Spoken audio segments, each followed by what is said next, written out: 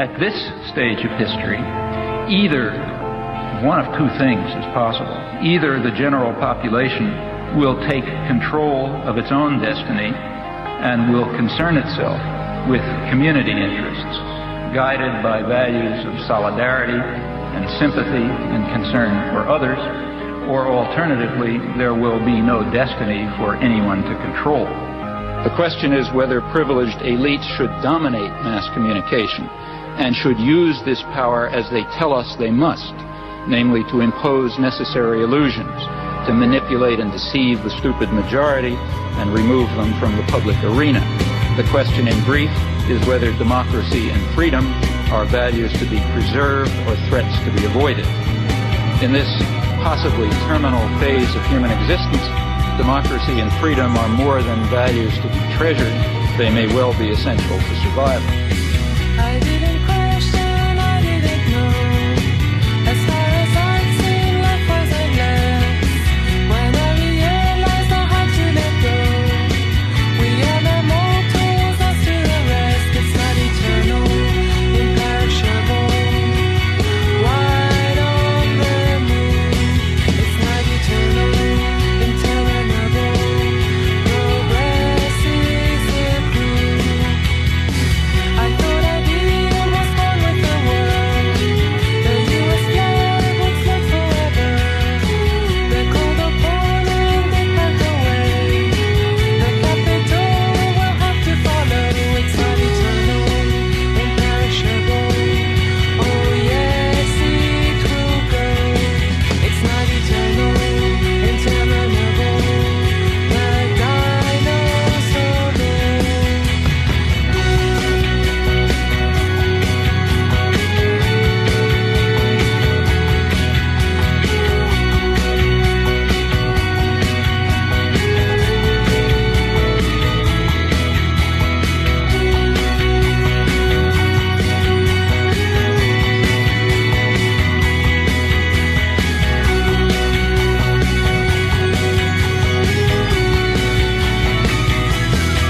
It's not eternal, imperishable.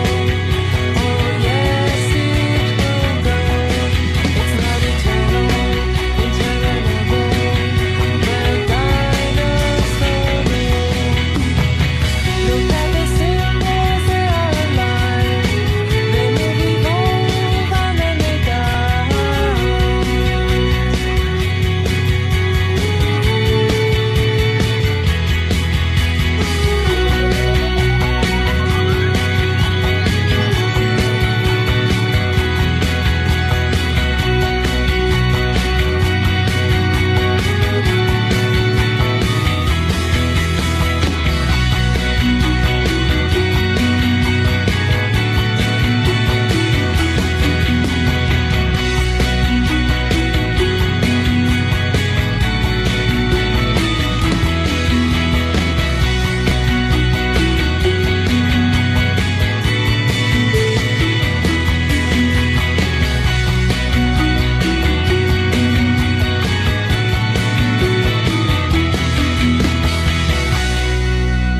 Okay, let's get down to it, boppers.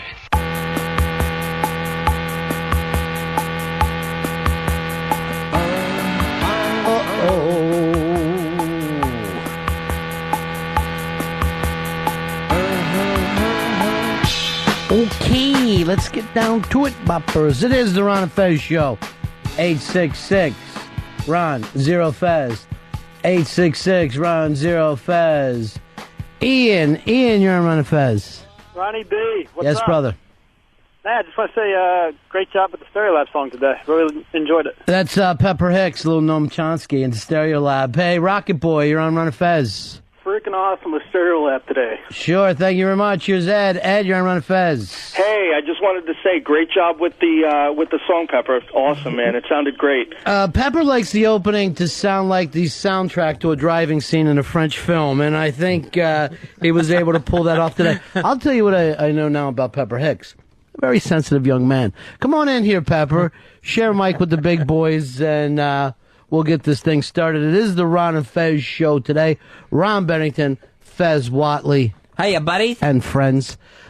Today's what we used to call the. Oh, I'm not hooked up at all today. I forgot. My team is too busy. By my team, I'm talking about Earl.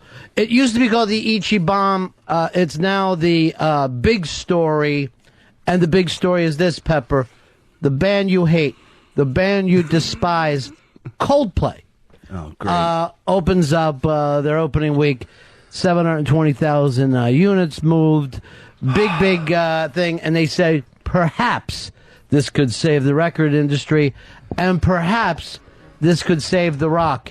It may be time for you to thank Coldplay. Coldplay can fuck itself. Where does that come from? Because it's a Hooray, Coldplay! It's a shit band, and it annoys the shit out of me that people make comparisons to Radiohead as well. Because no, wait, Coldplay sells albums. What the fuck? And they have hits. Who gives a fuck if it sells albums or not? It's garbage, soulless fucking music. I'll tell you who cares. Mr. Earl Douglas, the man who doesn't set up the studio. And then I'm still not ready to go, Earl, but thank you. Yeah, I need a team. I got 8 guys as producers. Why is this record selling and nothing else is, Earl? Because it's across the board appeal. It appeals to moms. It appeals to women love Coldplay.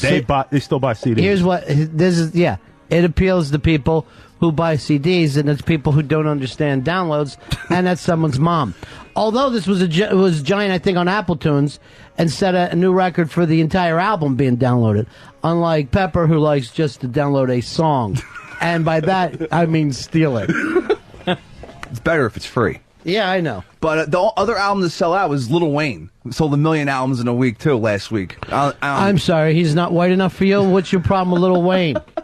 It's just weird that Coldplay and Lil Wayne are the two in the last few years that fucking make any sales. Yeah, you know your problem with Lil Wayne? He's little! He's little, Ron! Little rapper! Just a tiny little rapper! Why don't I get baby pictures anymore? What happened there? What did I do wrong? Oh, you didn't do anything wrong, Mr. Yeah, I B. must have done something wrong. No, today... Hey, Fezzy, I did something wrong. I'm not getting any more baby pictures. Well, I guess that's why you don't get the baby pictures. Yeah. You did nothing wrong. What could you have done? Yeah. She had to go to her brother's graduation. She left at 6 in the morning. You already have another baby. Congratulations. Casey's brother. What's he graduating from? Regional school? Mm-hmm. He's graduating from high school. 21 Everybody gets a diploma. Oh, come on. Great guy, Max. Congratulations. Yeah, David, you're on Ron and Fez.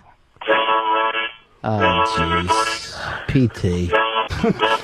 PT, you'll never fucking make it in this business. You can't get the Radio Shark. You don't know him. You don't have stealth abilities. You're going to end up like that guy, that Pitsy sitting next to you, and that's going to be fatherless. Because, Pitsy, good news for you. Now, did you ever even know your dad? No, he left when I was about 1 or 2 months old. You must have been a screaming baby to drive that man out in the street like that. You must have been so obnoxious. Well, the Sunday or Saturday you got engaged, right? The Toothpick Vic? Yeah, on Sunday. Smart move, by the way. Smart move. Here's the deal. We went out and we found you a private investigator. We're going to be talking with him today.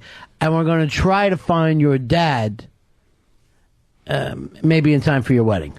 Well, that would be nice. Yeah. This is really exciting. I've never known him, and I've only known one side of the story, the one that my mom told me. So there's got to be a reason why he left, that maybe he has a different excuse. Well, we're going to find your dad and get him to take you to a ball game.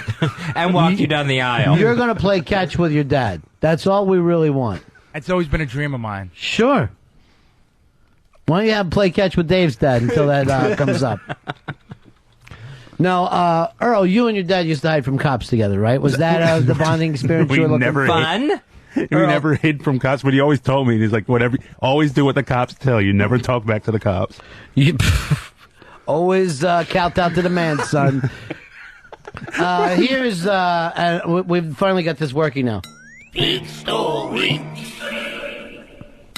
What? Story. What the shit? You made a drop? That is the big story. Great. Big story. Bill Clinton, Earl, said that he's committed to doing everything he can do to get Barack Obama elected as the next president of the United States of America. Do you believe this? I believe him because he needs to resecure his legacy. Yeah. Because he screwed it up during the primaries, and I think if he can be the bridge to getting Obama elected, I think that'll be a good thing. You want to get this tattooed on your ass? Why don't you get a big story branding? Absolutely not. I'm still in pain from the branding. There's no way Clinton is going to put 100% behind Obama. He'll sabotage the campaign so that Hillary can run in 2012. I don't think the guy's a sandbagger. I don't think the guy likes to lose or knows how to lose. You got some feelings on this, X? If he helps him, that'll just help him, too, to get maybe a foot in the White House or something. I don't know. I mean, or just to get some sort of influence. Big story. Are you saying that Bill Clinton is the Coldplay of politics today? He's bigger. He's bigger than politics himself. He's selling records. Yeah, I gotta agree with you guys and go against Dave on this. I see no way the guy doesn't want to fucking be a part of this. I think he's just going through the motions. I think he likes being the only two-term Democratic president since FDR. Well, that's not going to change at least for 4 years. Hey, Jim, you're on Ron and Fez. Hey, how's it going, guys? Yeah, Fez thinks Obama's starting his second term. The big story today? The big story is NBC is going to run the first episode of Saturday Night Live with George Carlin hosting this Saturday. Yeah, that's the one that George is real proud of when he got all gacked up and couldn't come out of the fucking dressing room and didn't even get into one sketch. Yeah, but nevertheless, it's that first episode, baby. I know, but here's the funny thing. They never fucking run that first episode. They're all ashamed of it. Now the guy dies. And again, Fez brought up yesterday about HBO running all this stuff. I'm way too sensitive with this fucking man. I'm as sensitive as Hicks right now. I'm all aflutter. I can't sit around and watch 24 hours of George. Too sad. It's a little in your face. You know, I mean, maybe it's special here or there, but... But, you know, NBC takes care of this with the Tim Russert gimmick. Why don't you just run Tim Russert's show during the Saturday Night Live? Death is just another ratings grabber now. It's just another opportunity to get out there and make a little money. 866-RON-0-FEZ. 866-RON-0-FEZ. The big story, of course, today... Big story. ...is Bill Clinton is back. And apparently, part of the deal is Obama's asking some of the donors to throw Hillary some money. There's got to be people in this country with more money than we have any fucking idea of. I cannot imagine me going into my pocket to give millionaires fucking money because their ego is so giant they kept running all summer, even though they knew they were going to lose the White House. All right, this is a big story for you, Hicks. Big story. A pro-marijuana group in Denver, and by the way, I'd like to point this out to everybody. Denver, in this millennium, is what San Francisco was in the 1960s. A pro-marijuana group in Denver is asking the government to allow pot smoking in airport lounges around the country. The group's argument is that it's a better alternative to nervous passengers than getting drunk. Let me just throw this. Is there a human being in this country who has a problem with marijuana being legal? Yes, her name is Mother. Your mom. Moms are against it because moms still see pot as drugs. No, wait, your mom, because, you know, you're old. Right. Most people's moms already have smoked pot by now, okay? Really? Let me tell you something. Your wife is a mom, just so you know, and you can start. Your mom is a grandmom. Right. So you're saying grandmothers are against it. And I'm going to say this. A lot of grandmothers smoked pot in the 60s. I don't think they're necessarily against it. Even people that don't smoke pot themselves, I'll throw this out there to the listeners too. 866-RON-0-FEZ. 866-RON-0-FEZ. Even though some people quit smoking pot years ago, I don't think they necessarily have a problem with anyone else doing it. Earl, you never smoked pot in your life? Never did it, no. You have any problem with anybody smoking pot? I do, because I just hate because everyone, they blow it in your face. So you're worried about contact high? Yes. That's great. What about a shotgun? All right, what about this? What if there was a separate place that people could only smoke marijuana? In coffee house type situations. And we call them coffee houses. Just call them pot houses. Just embarrassing. But what if there was just a designated place for people to smoke a joint? I don't think it would work. I don't see it as a viable thing. I still think people who don't smoke in that particular place still have to deal with them at some point, because then you have to deal with stoned people. Well, you got to deal with drunk people. Why don't we get rid of alcohol? Yeah, but when you walk into a bar, you kind of... Well, this is going to be what a fucking marijuana house will be as well. It'll be a place for people who want to smoke marijuana. Let's just say you can't smoke marijuana at a ball game. You can't smoke it in a park. Oh. You can't smoke it at the beach. Just smoke it where you're supposed to be, and then take a fucking walk. Why would you have a problem with that? Or a flight. Here's Steve. Steve wants to take the same position as Earl, but be able to back it up. Hey, Steve, what do you got for us? I'm against legalizing pot. I mean, I've smoked pot. I'm sure everybody that's here in this call, most of them have smoked pot, but it gets addicting, and it makes you lose motivation, can get you paranoid, introspective, looking inwards too much. It's not a good thing. Yes, looking inward is a really dangerous thing to do. Let's look outward and all go to the Iron Man movie. No, but here's the deal, Steve.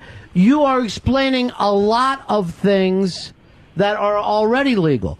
There's no real positive use for alcohol other than getting fucked up. Yet I don't think anybody wants to take anybody's alcohol use away. No, And, that's true, you know, but the thing that came up in that Super Jaime movie was California alone would be able to pick up something like $10 billion a year to their economy, and a full $1 billion a year would go straight into the California state taxes. I think they're already making money off of some of the state-run pot houses. But I'm telling you, after watching that fucking stupid movie, they don't know what they're doing out there yet. This couldn't be. You can't have a business where the fucking revenuers can come in with axes and break it up. Here is Justin. Justin, you're on Ron and Fez. Let me try. Justin, we got you, buddy? Yeah, it's Justin. Yeah. What's up, buddies? What do you got for us? There's no way that they're going to have marijuana as an anti-anxiety in the airports. If you look at Big Pharma and you look at the hundreds of billions of dollars, especially with all the special interest groups that provide money to the government, that they're going to allow an alternative to an anxiety medication. Absolutely 100% true. This fucking country, this anti-drug country, loads down people's brains with fucking chemicals and loves it. Everyone you know is taking an antidepressant. Why? Oh, God forbid you feel bad in a fucking world the way it is today. What kind of idiot would sit... You'd have to be on drugs to sit and watch your fucking television news at night and feel okay about eating ice cream.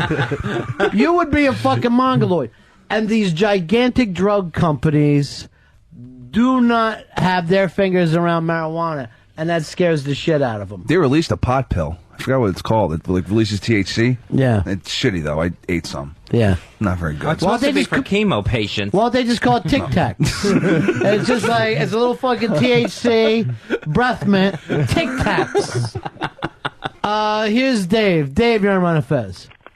Yeah, hey Ronnie. Yeah. Hey, look, I like a buzz just like the next guy, but if you've ever been overseas, like in Amsterdam or, in Holland, the Dutch are basically sorry they ever opened the door. First there of are all, so many wastoids on the street. It's ridiculous. And that's different from what Yeah, I other know. fucking I know. place where people drink. That's like saying, oh, New Orleans wish they didn't have fucking alcohol because you ever been down there, people are all fucked up. Let me tell you what the Dutch regret, and that's building a house under sea level. Those fucking idiots. I don't know. I haven't been to Amsterdam. Man, you guys been to Amsterdam? No, I've had friends who've gone. But again, just because I thought this was a place for freedom, the United States of America. I thought we wanted our freedom.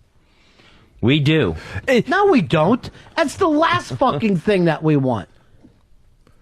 We want our freedom. We don't want other people to have theirs. Absolutely wrong. We don't want our own freedom.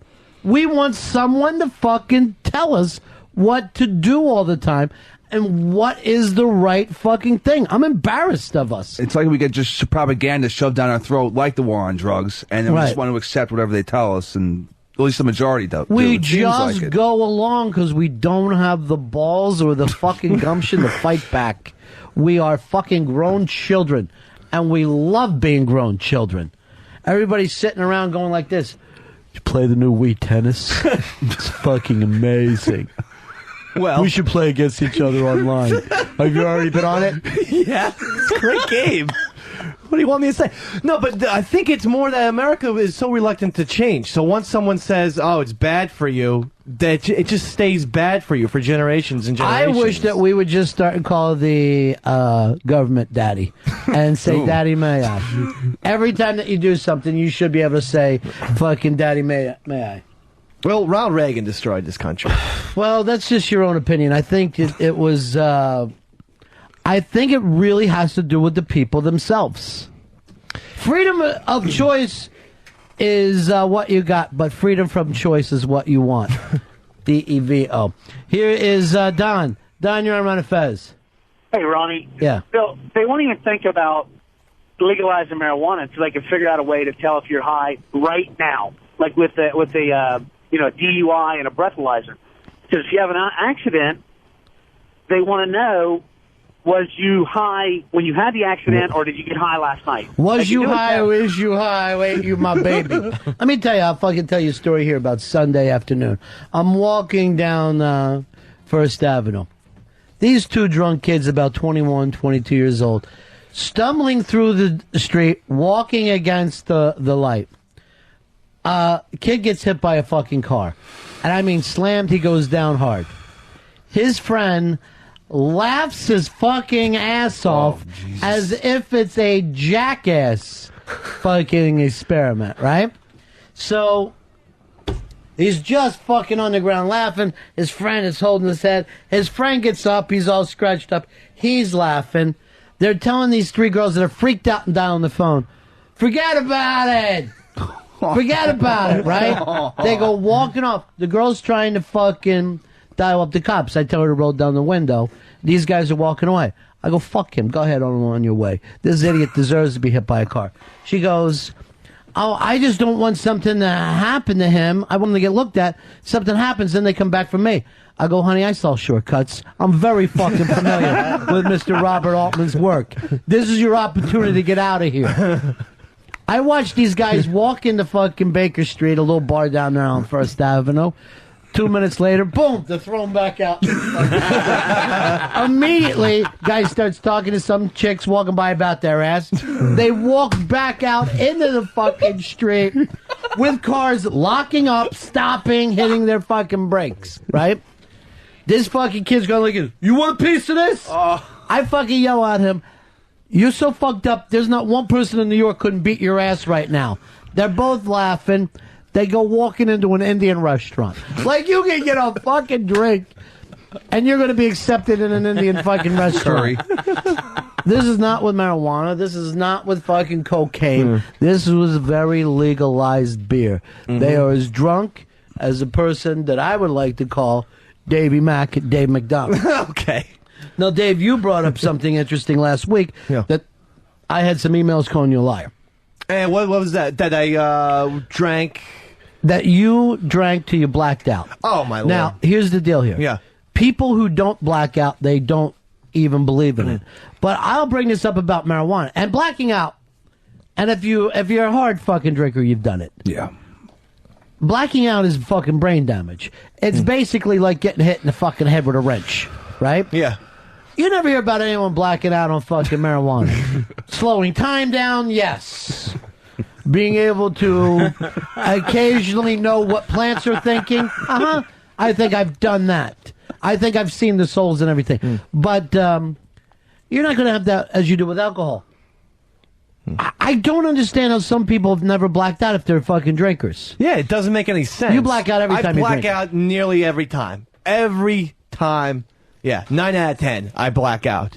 It just happens. And you have no fear of that at all? And, let me just say this. believe it or not, tried to have some nights recently where I'll have like 5 or 6 drinks, but I'll still have memory loss. I mean, like where I've cut down and I won't have 18 drinks. But I love the fact that he thinks 5 or 6 drinks is cutting back. Well past any fucking rate of what anyone thinks is social drinking. He blacked out and forgot the first 4. Social drinking is 2 drinks. Okay, I wasn't aware. Well, yes, be aware of it. A social drinker doesn't even drink to get a buzz, believe it or not. Yeah, that makes no sense They're to me drinking whatsoever. like it tastes good. I cannot imagine that. Yeah. That's... So 5 or 6 drinks, you're already drinking like a fucking drunk at that point. But you're happy because you're down to 1/3 of what you normally. Yeah, but So- I'll black out even then. Yeah. Like, I mean, not as long, not as prolonged periods, but it'll be like a half an hour. Like Will bits someone and say, pieces? like, we'll like, I'll be watching TV with my wife, and then the next day she'll be like, "You remember what happened on Top Chef?" I'll be like, "Oh Top no, Chef? what did happen on Top?" Now, does Who she know won? that you're that drunk? Does she know that you're blacking Well, out? not in the current, not currently, like not when. Did I'm you lie to her drinking. constantly? No, I don't do that. But Let me ask you this. Yeah. Do you ever drink and not let on to her that you're drinking? No, because it's too easy for her to. So there's never been an occasion where you've had drinks and not alert your wife to I it? think there was a time. A month Are you ago, lying now? No, I'm not lying. There was a time a month ago where You ever lie to cover up your drinking? Well, one time I would. There's going to be 3 more questions, and Earl's going to drop you off at a place, and I'm going to see you back here in 30 days. No, Enjoy. I mean, honestly, I can't fake it around her, so there's no point. I did try that one time a month ago, whereas like I went out for a beer, and I clearly had more than that, and so that got me in a ton of trouble. A beer? Yeah, like I said, I had 2 beers with Pitsy. But you just told us that you never just have 2 beers. Yeah, right. she- You she- told us she even knows when you that. cut I down, know. it's a 6-pack. I told that to her, is what I'm saying. So she didn't buy that, and I got into a lot of trouble. And then I was like, "Let's play Mario Kart." When? What do you mean you got in trouble? Well, like she found out that I probably had more than 2. So you forced her to be the mom? I don't force her. That's why I'm taking on the responsibility of cutting back. Like I said, the responsibility of cutting back tremendously. Hey, I'm going to ask you this. I don't know if anybody knows. How come we haven't had any Jerry Bruckheimer films this summer? I just thought of this yesterday.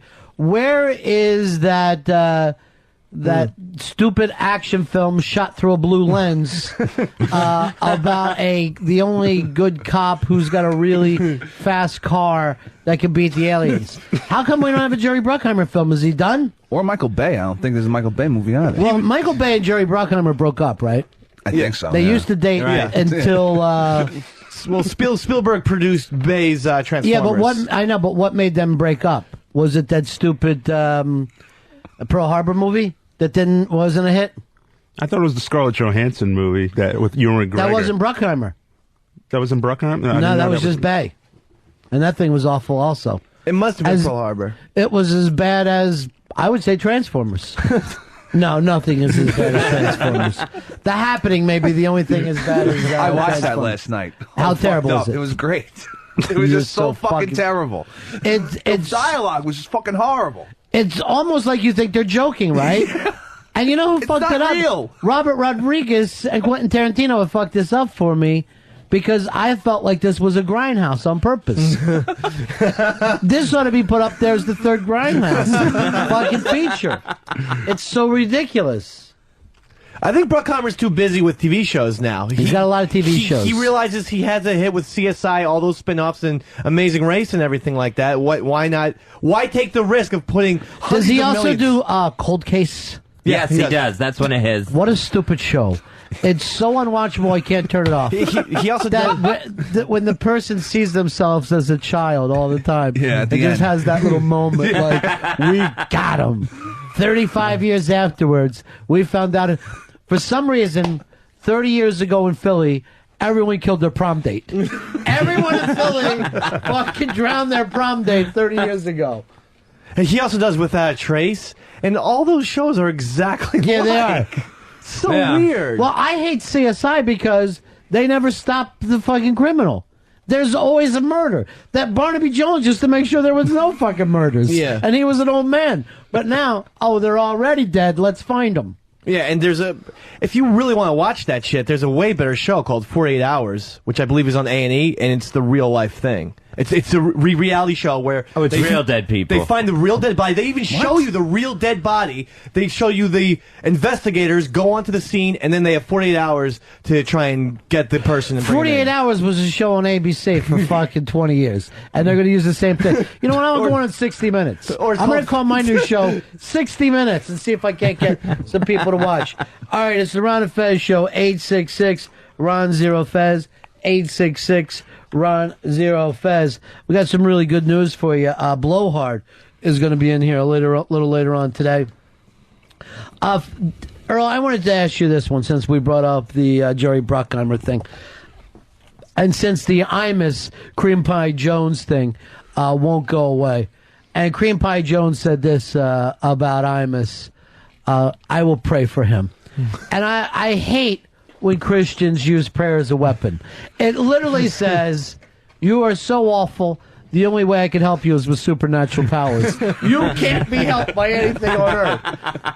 But every time you say, I will pray for you, you're so awful, it's almost saying that you're superior to that person. I don't think so at all. I think it is. You don't think Cream Pie Jones thinks that he's superior? I don't think. I think he's just showing a little bit of compassion as opposed to, I'll sue him, I hate him, I this and that. I think it's a very compassionate thing. Well, all that stuff, he's still also asking for the fucking network to do the right thing, his company to do the right thing, which of course means firing him. I just saw the phones all blow up and PT getting rid of him as quickly as he possibly can. I hate having you in here, Hicks, because I don't know what that kid's up to. It's Want me to go take care of it? No, because I like having you in the room here today. You're a sensitive young man. Trying to keep it together. Yes, go ahead. He put one person up because they were all calling for the name of the show, and then that guy dropped. So we're trying to put somebody else back up. Why not leave everybody up instead of acting like I will get rid of everybody? And by the way, I don't care what the show's called. That happened 10 minutes ago. Earl, we're bringing up movies. Is there any place for stereotypical roles in movies or TV? Or is this going to get fucking blown? Is this going to be a problem all the time now? I think with either bios, docudramas, where you need some type of accuracy. I think that's where and not all stereotypes are particularly bad. You mean stuff about like white Southern people? That's good, and stuff about black crack smoking pimps is bad. I'm just trying to understand. If there's an '80s film taking place in New York City. And it's, let's say, downtown Manhattan, we're going to see crack houses. If it's taking place in Brooklyn in the 80s, it's going to be a stereotype. And there's no crack houses today. Thanks, Earl. We've cleaned it up. We've beaten it. Yes!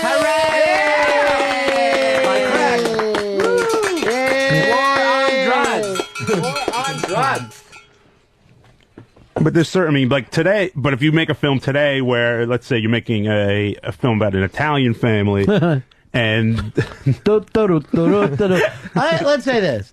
If I made a film about an Italian family, and if I put somebody who looked just like fucking Pitsy in it, who was stone broke and yet bought his chick a 2-carat diamond ring, I would be called a fucking racist for that. And yet, there he is, living out the stereotype. There are reasons why there are stereotypes. You mean I'm Irish with red hair and clearly have a drinking problem? That's the thing. You made it. No, I didn't do anything. It's a good move. I didn't. I'm going to see if Debbie can't drop you off today. Stop with that. Now, but the thing is, take sweatpants. Oh, come on. Because you don't want to be getting dressed up every day. People could say that Woody Allen has stereotypes of Jews in his movie, and it doesn't make him any the way. There's that one scene in Annie Hall where he literally has them dressed up as Hasidic Jews at the dinner table. Oh, well, the word's Hasidic, but let's go through this. We live in New York around a lot of Hasidic Jews. Yeah. They do talk and act that way. We know a lot of young black urban kids. Many of them talk and act that way, ways that would be considered stereotypes. How's a stereotype wrong? When you kind of take it to the utmost extreme, and when you're doing it maliciously. When you're doing I'll agree with the malicious a little bit, but I think if you never show any alternative, it's wrong.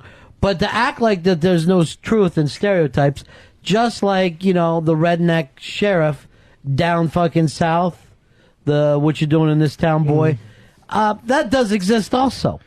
And that's why we can, like, easily accept these things. These things, in movies or stories. These things happen. John Singleton, obviously an African American, in Boys in the Hood, you know, has like Larry Fishburne eating barbecue chicken. It's like, I love me some, you know, some barbecue, and it's like that's like a that's all you got out of that film. As good as that film is. No, but I'm saying. But I mean, is that why is even chicken thrown in there? White people eat as much chicken as any black people. Absolutely, but I'm saying that's the quote stereotype. But John Singleton uses it. So, well, but I don't think that was a stereotype at all, because you missed the whole context of it, because he was at a cookout. It was the middle of the summer. And also, to blow off the stereotype thing, you couldn't have been a better father than him in that movie. Yeah, he was a professional. I mean, that was like the first real... Where are you going moving your papers around? You confused? No, you took out the wrong thing? No, I'm listening. But, you know, there were stereotypes in that movie, Earl. You cannot tell me that there weren't. Here's, it's our good friend Crazed. Hey, Crazed. Hey, how's it going, Ronnie? Good, buddy. Hi, Fezzy. Hi, Crazed.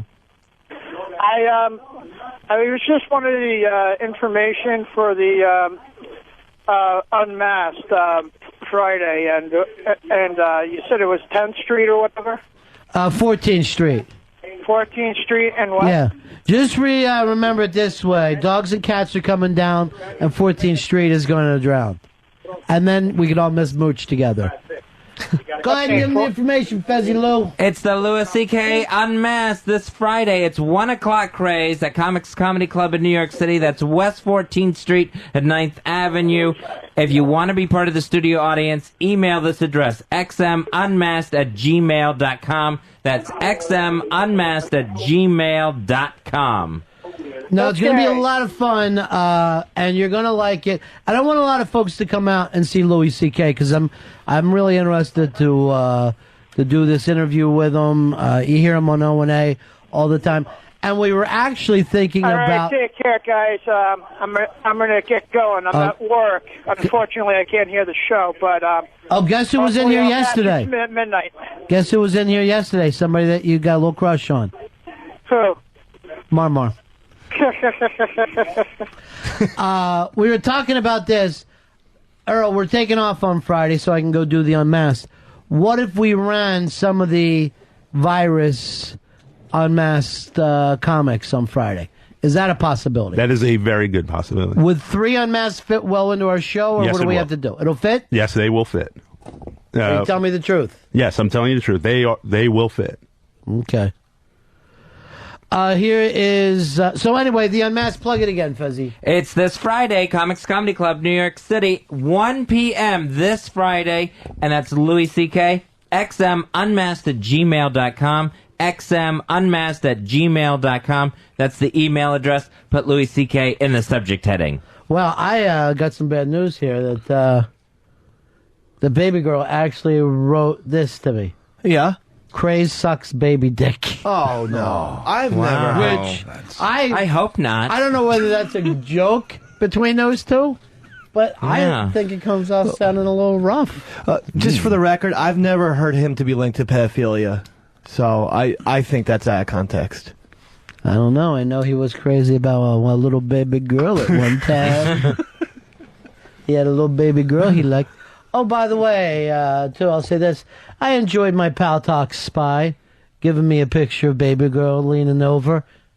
And then also my Pal Talk spy gave me a very nice picture of Coco with her top up. Really? Yes. Nice.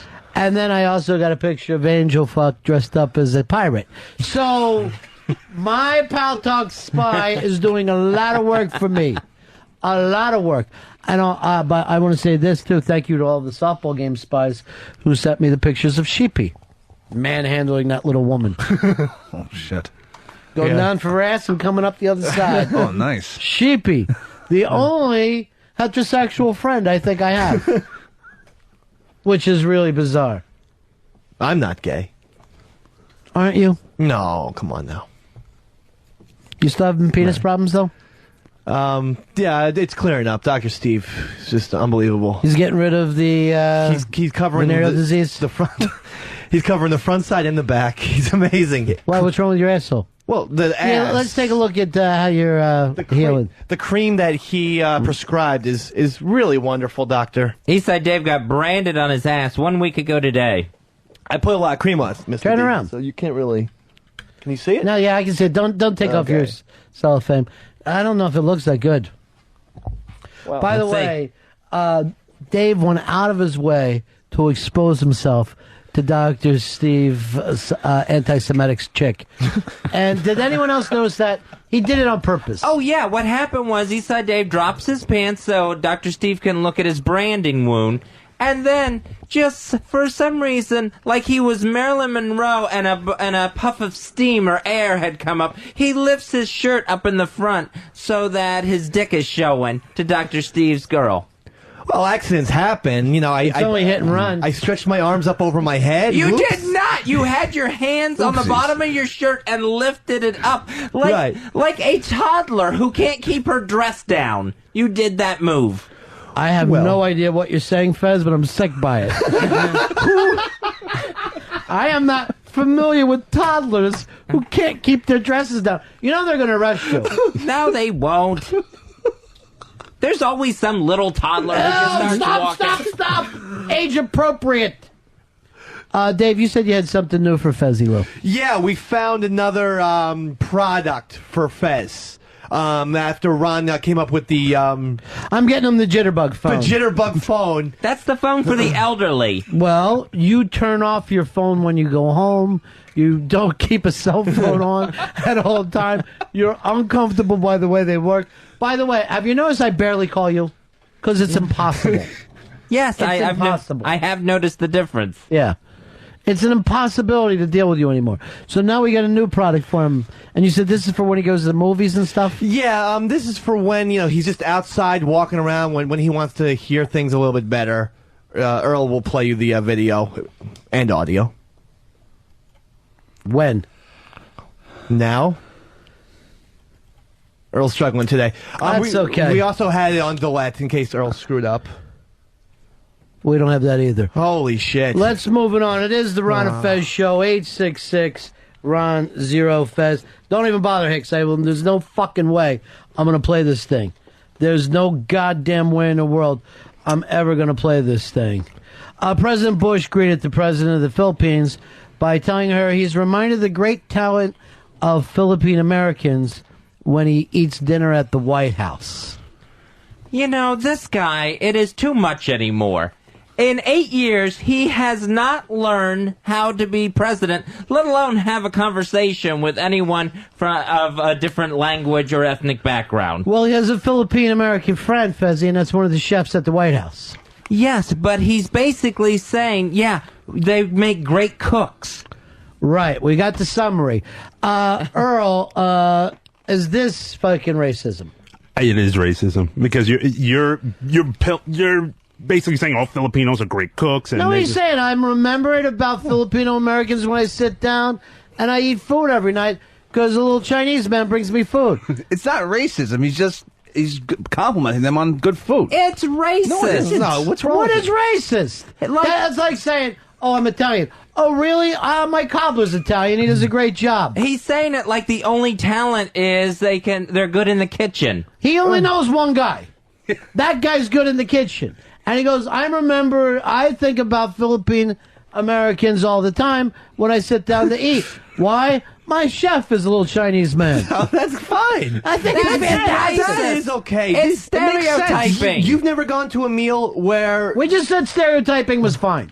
We just sat here and had the conversation that there is truth in stereotypes. But is it all right for the president of the United States to say it to the president of another nation? What did she say back to him? She said thank you. Thank you very much. It's a compliment. It's like saying, "Oh, well, this meal reminds me of my mom," or something like that. And isn't it Filipino-American? He's saying Philippine-American. What's the difference? They don't even call themselves the Philippines. That's the craziest thing about fucking us anyway.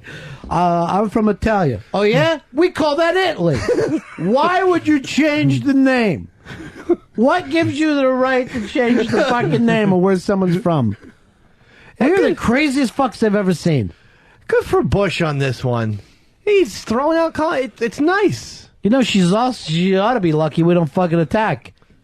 They got a lot of terrorists down there as well. He's so awkward. It's unbelievable. He never got the hang of this thing. Ray, you're on Ron and Fez. Hey guys, actually I live outside D.C. and we actually used to have a Filipino guy that worked for us who actually knows some of the president's chefs and says he's very personable and goes and sits in the kitchen with them and talks with them and whatnot. But the long and short of it is all of his cooks are Filipino. Now, all of his cooks are Filipino. And in the he's White friends House with that are them. back in the kitchen, all Filipino, and I guess it's been long since before Bush was president that they had Filipino staff that worked in the kitchen. All right, there you go. Thank you. 866-RON-0-FEZ. 866-RON-0-FEZ. Normally, when I got an unmasked coming up like this, I got Lily helping, putting together the list. Where the hell's Lily? Still no Lily this week? Lily's still out west. Wow. Is she coming back tomorrow? I have no idea what her schedule is. And you are the executive what of the show? Producer. Does anybody know when Lily's due back? Does anybody know that we have an unmasked?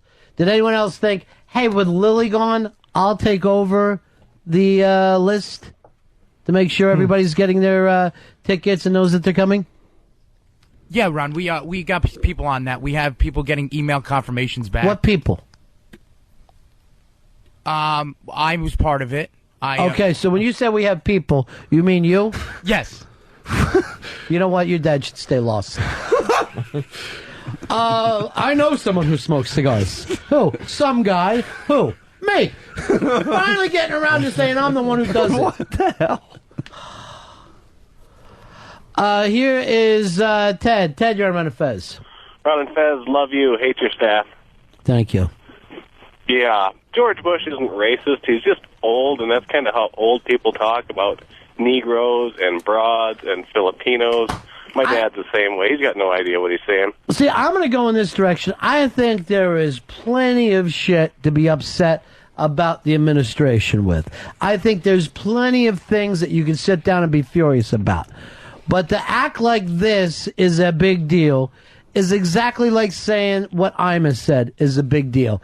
It is false fucking outrage. It is not real. No one has been offended by this except for the media and people who don't like George W. Bush. And again, you have plenty of reasons not to like him. The fact that his chef is a Filipino, not exactly one of them. Not exactly one of the big things that keeps me up at night.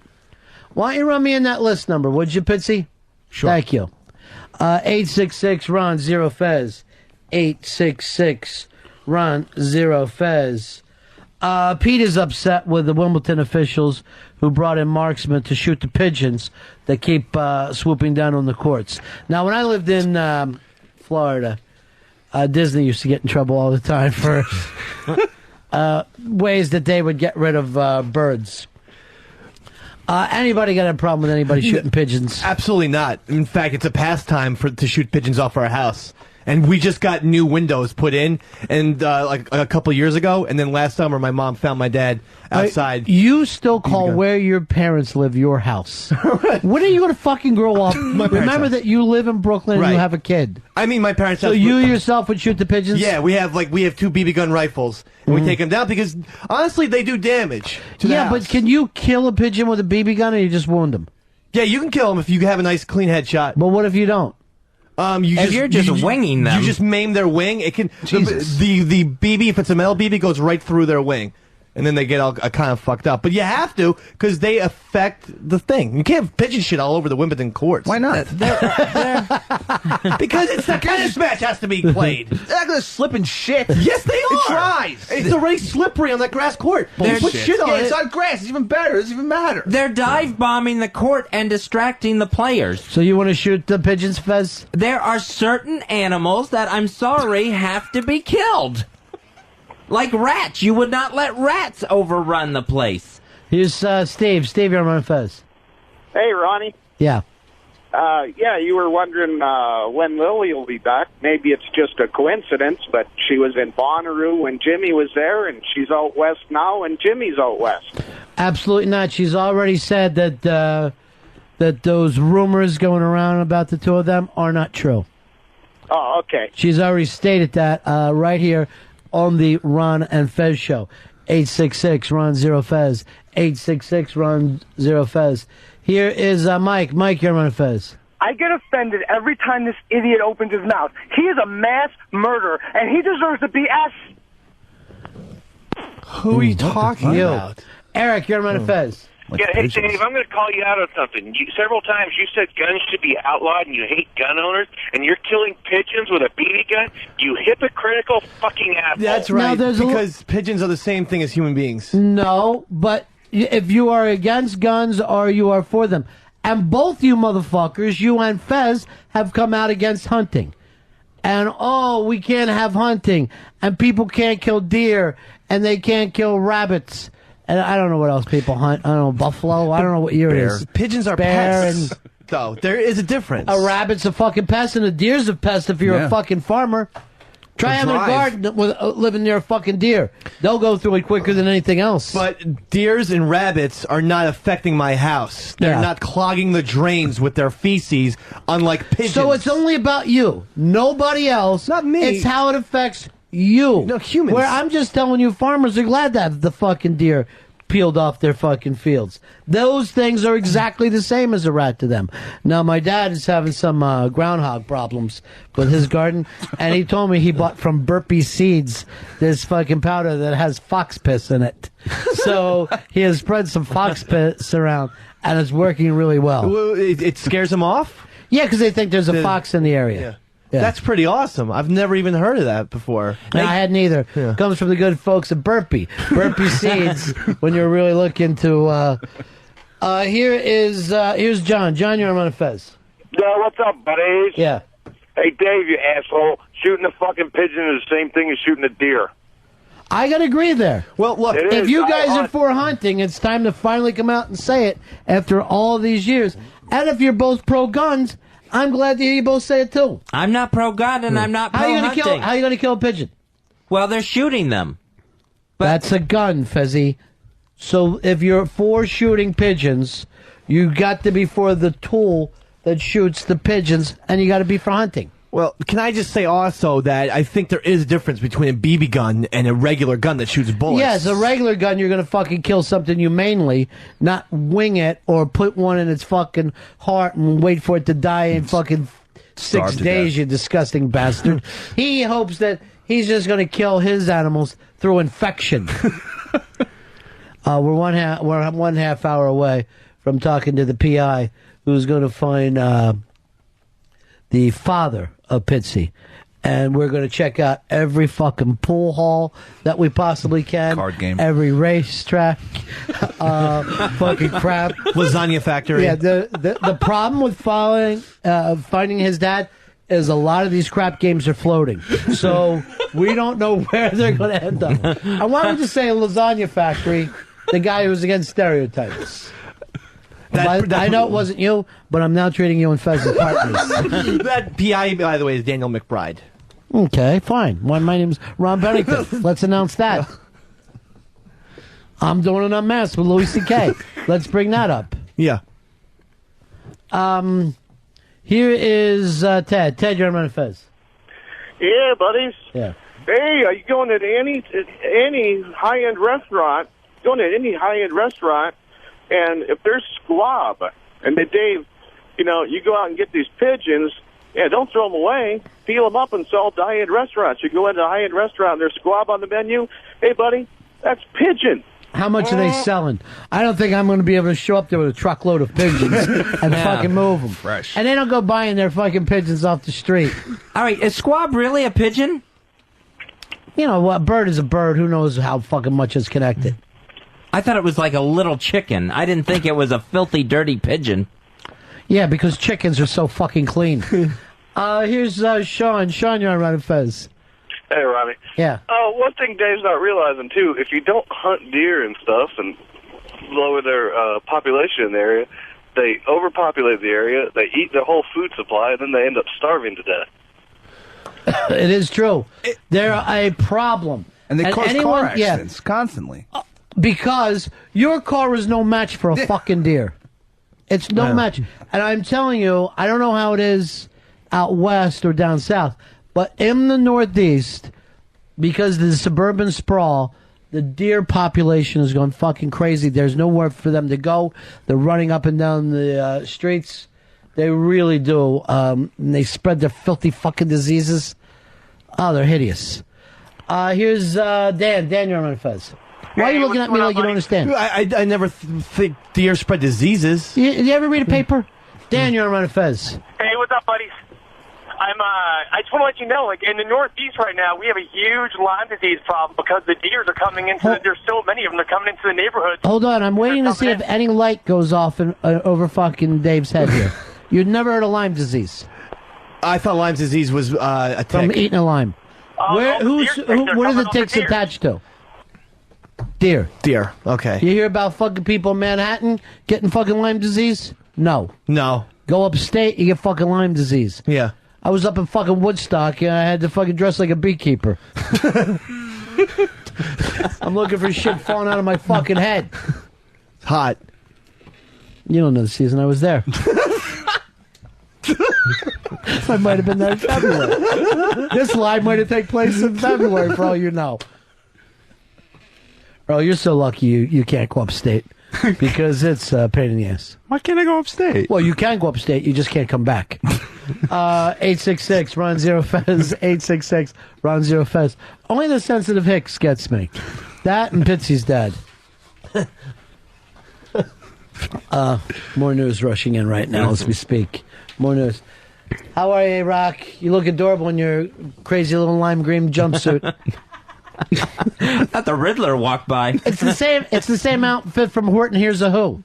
It's the same exact one. Adorable. She is very cute. Yeah. I don't know what she sees in that man, though. His stomach. Look up Squab. This came up. God, we got an intern on top of thing. The domestic pigeon, derived from the rock pigeon, but it's domesticated birds, Fezzy. So they're not killing pigeons on the street. This is one that they're actually raising. Pete, you're on Fez. Hey guys, how you doing? Yeah. Yeah, there's a section of interstate, well, it's not actually interstate, it's a state route in Ohio and West Virginia where over 400 people a year are killed in car accidents by deers running across the street. So, now let's just Now let me just say this: 400 people a year killed by deer, right? Right. Let me change the word from deer to gangbanger. You guys would be fucking freaking out right now. It's so odd how people are comfortable with humans being killed by one thing and not another.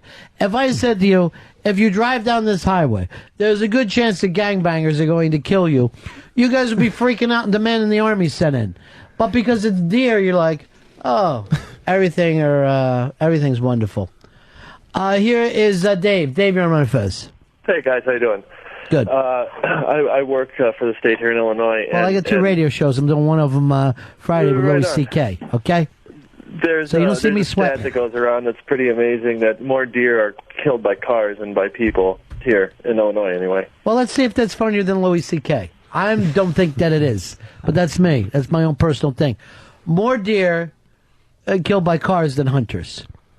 Now, why can't a fucking person drive on the goddamn turnpike without worrying about something 800 pounds running out of the woods into their car?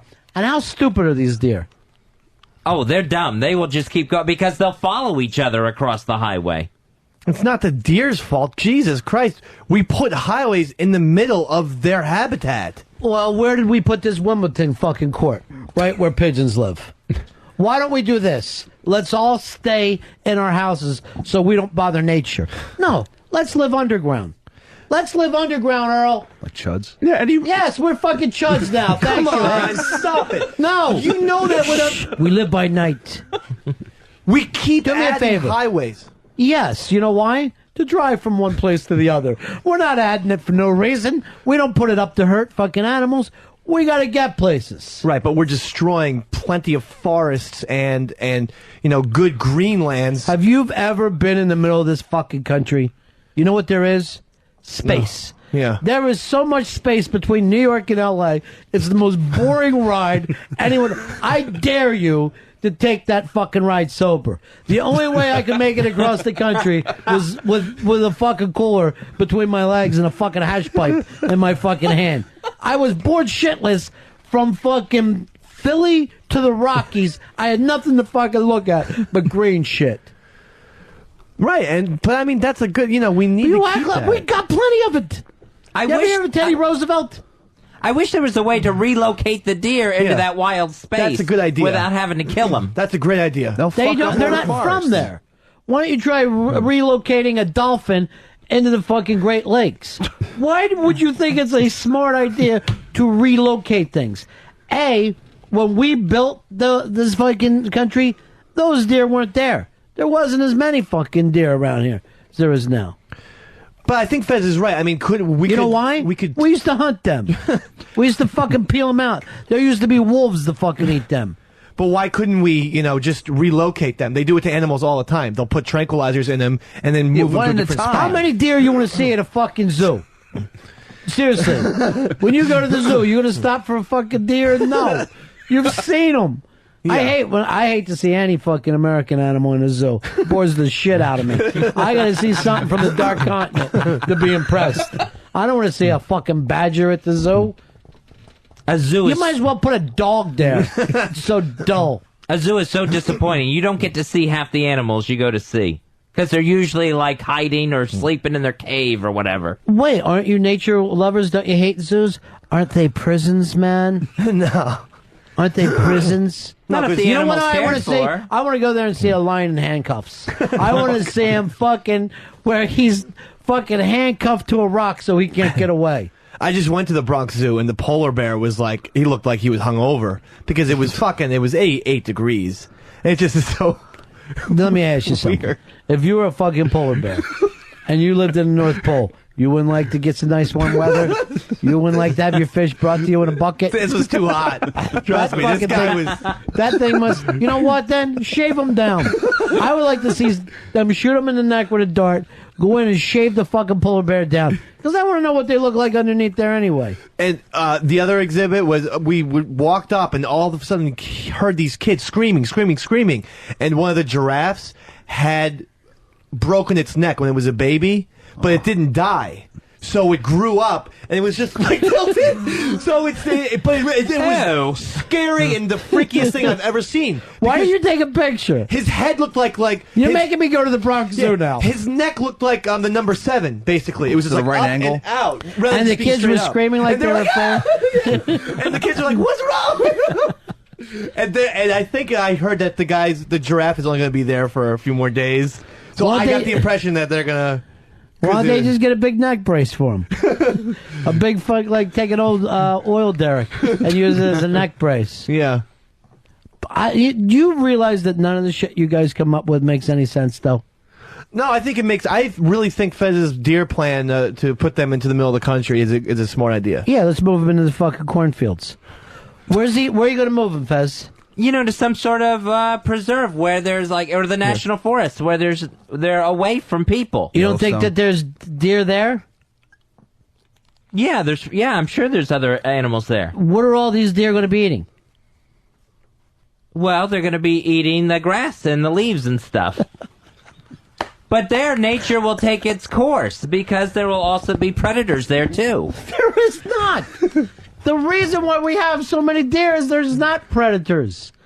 That fucking nature doesn't take its course. These deers are starving to death.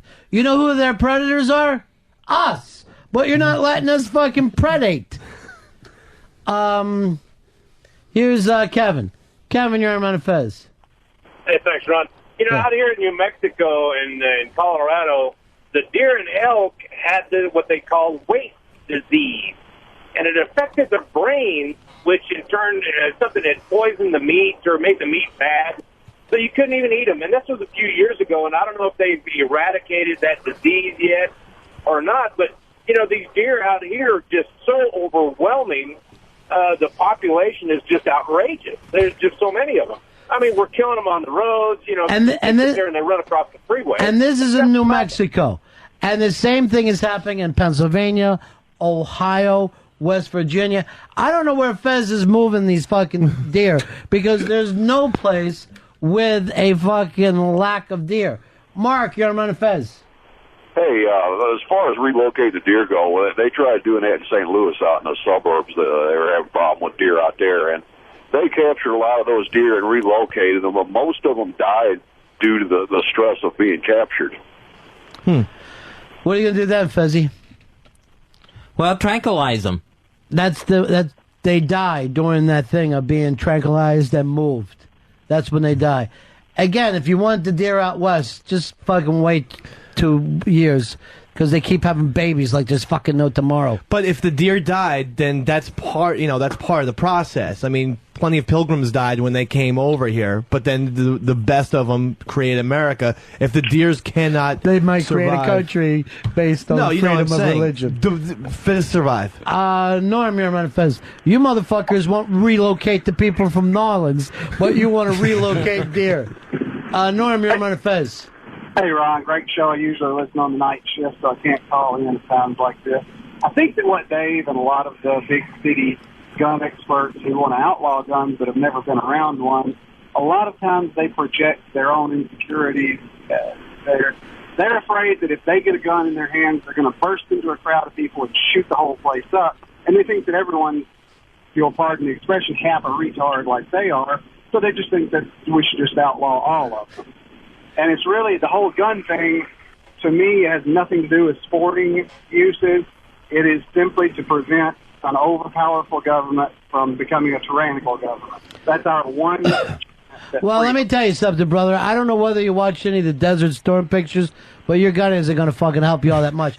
If your own government decides to turn on you, and all of a sudden they start fucking dropping bombs from the sky and fucking shooting you with lasers from fucking 6 miles away, you and your shotgun ain't gonna do shit. Here is Peter. Peter, you're on Fez. Hey, Ronnie, great show. Fezzy, you know that there's, after the hunting season's over, there's still 500,000 deer just in New York State. How are you gonna move them all? You don't have to move them all. Well, how are you gonna move them? Well, I'm saying, I know it's not so feasible, but if you got them in, like trucks that you move cattle in or horses in, and you took them out into the wild. There's, 5, 6 that you're going to put in that truck? Yeah. So now how many trips are we taking? Convoy. How many fucking trips? Who's paying for this? Who's doing it? When you could just as easy why don't you do this, Fez? Why don't we fucking put a bunch of pigeons inside trucks and move them out into the, as you call it, the wild? Where they live right now is upstate New York. There's a million of them. That's not the wild enough. What state are you moving them to? I would move them like out west, so like a Montana or South Dakota or something. So something that is used to living in Pennsylvania, you think is going to make it in South Dakota. You don't think there's gigantic differences in topography and the type of way that and what it would take to survive out there. Here's Eric. Eric, you're on Fez. Hey, Ronnie. Hey, Fez. Hey, Dave. You're a dope man. I live out here in Nebraska. We're just overrun with deer. They're like rats. And this idea that you're going to take these deer of yours and move them out here, we don't want your stinking deer. Keep them. Well, I didn't say your, backyard, sir. Where are you going to put them? I live out here, man. Ronnie's right, man. I live out here in corn country. We got corn from one end of the state to the other. We got deer all over the place, running up and down the roads. Hunting season doesn't even take care of them right. We don't want your deer. Keep your deer. Take them. Stick them. Well said, my friend. You have to sacrifice. I mean, some state has to sacrifice. You know what I like about me? I connect so well with the people in the middle of the country. I am a spokesman for them. Right. I'm corn savvy. Yeah. But I'm down home. I'm kind of like a comedic Toby Keith, if I had to say anything. Earl, here's your guy. I'm voting for him, Mr. Ralph Nader. Only because I feel like a vote for him is a vote against everything Earl wants. And he says, Earl, that Barack Obama, is attempting to talk white to appeal to white guilt. Horse shit. That's exactly what that comment is. I mean, first of all, what is exactly talking white? What you You have to talk like clear English. You have to sound like you have to sound like a statesman. Anyway, I want to elect a president who talks like Ice Cube. Or Soulja Boy. Is Soulja Boy running? He should.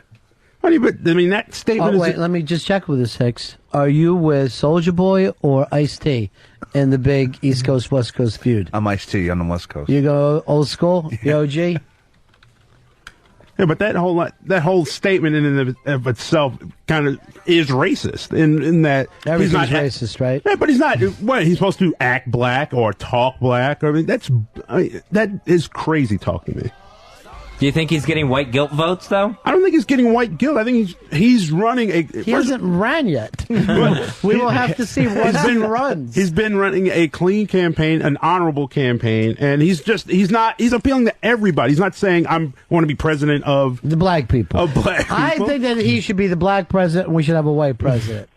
And then we'll have two presidents, one for each of our needs. I'm voting for the president who's willing to relocate deer and trucks. Fezzy, there's another thing I'd like you to look into for the deer relocation. What's Hot that? air balloons. Oh, that was remember Wizard of Oz? Here's our old friend, Mr. Butch. Hey, what's up, buddies? Hey, I think it's funny that Fezzy came up with this plan to relocate all the deer, but yet he can't seem to migrate 2 miles west to get away from that herd of fucking idiots he's trapped with on Roosevelt Island. Thank you. I missed those old Fezzatorials. Fez, you were born and raised in Roosevelt Island, and you'll die there. They'll bury you. They'll bury you down at the. Is there a cemetery at the end of the island? No. It sure looks like it to me. Down around the ruins. It's scary looking, but that's going to be the new FDR memorial. Yeah, who's going to see it? No one. I would like to have a memorial that people with legs can see. So not born on Roosevelt Island, but most likely to die. Oh, that's nice. Here's Bart. Bart, you're on Fez. Yeah, Ronnie? Yeah. Yeah, I was just going to say Fez wants to ship all the deer into the middle of the country into little concentration camps where we can gas them. It's a deer! Oh, my gosh! My God, man, what's wrong with you? Fezzy, they're starting to mock you a little bit. I think so. Only because I have a soft spot for deer. Fez, they mock That soft spot is your vagina. Hey, find out what she's grilling. I'm fucking starving today. I might have to get something grilled. They mocked Magellan. They mocked Edison. Who mocked Magellan They or all Edison? did. So Fez, don't Edison got rich and Magellan fucking went around the globe. Don't let the bastards get you down. What is your point here? That Fez is going to find out the world He is has round? a good idea, and no one's taking it seriously, and it's ridiculous. These callers, they're not visionaries. I want to do this. I want instead of fucking doing shock radio the way the two of you are, let's do this. You get a truck and you take one deer from fucking New York to out west. Get him there alive and make sure he's allowed to go legally wherever you're taking him. One deer is all I ask. Me and Fez. Yes. Drive the truck. Or else you're two idiots like Magellan and Edison. You're no different than those morons. I'm never going to be able to find a deer. We just sat and told you how many there are. Go to the Poconos. If you go to the Poconos at night and you're driving down the road, your fucking lights will hit these fucking shiny things. You look over and there's literally hundreds of deer ready to run in front of you the whole fucking time. I fucking go down just fucking strapped. I'm shooting out the window into the darkness.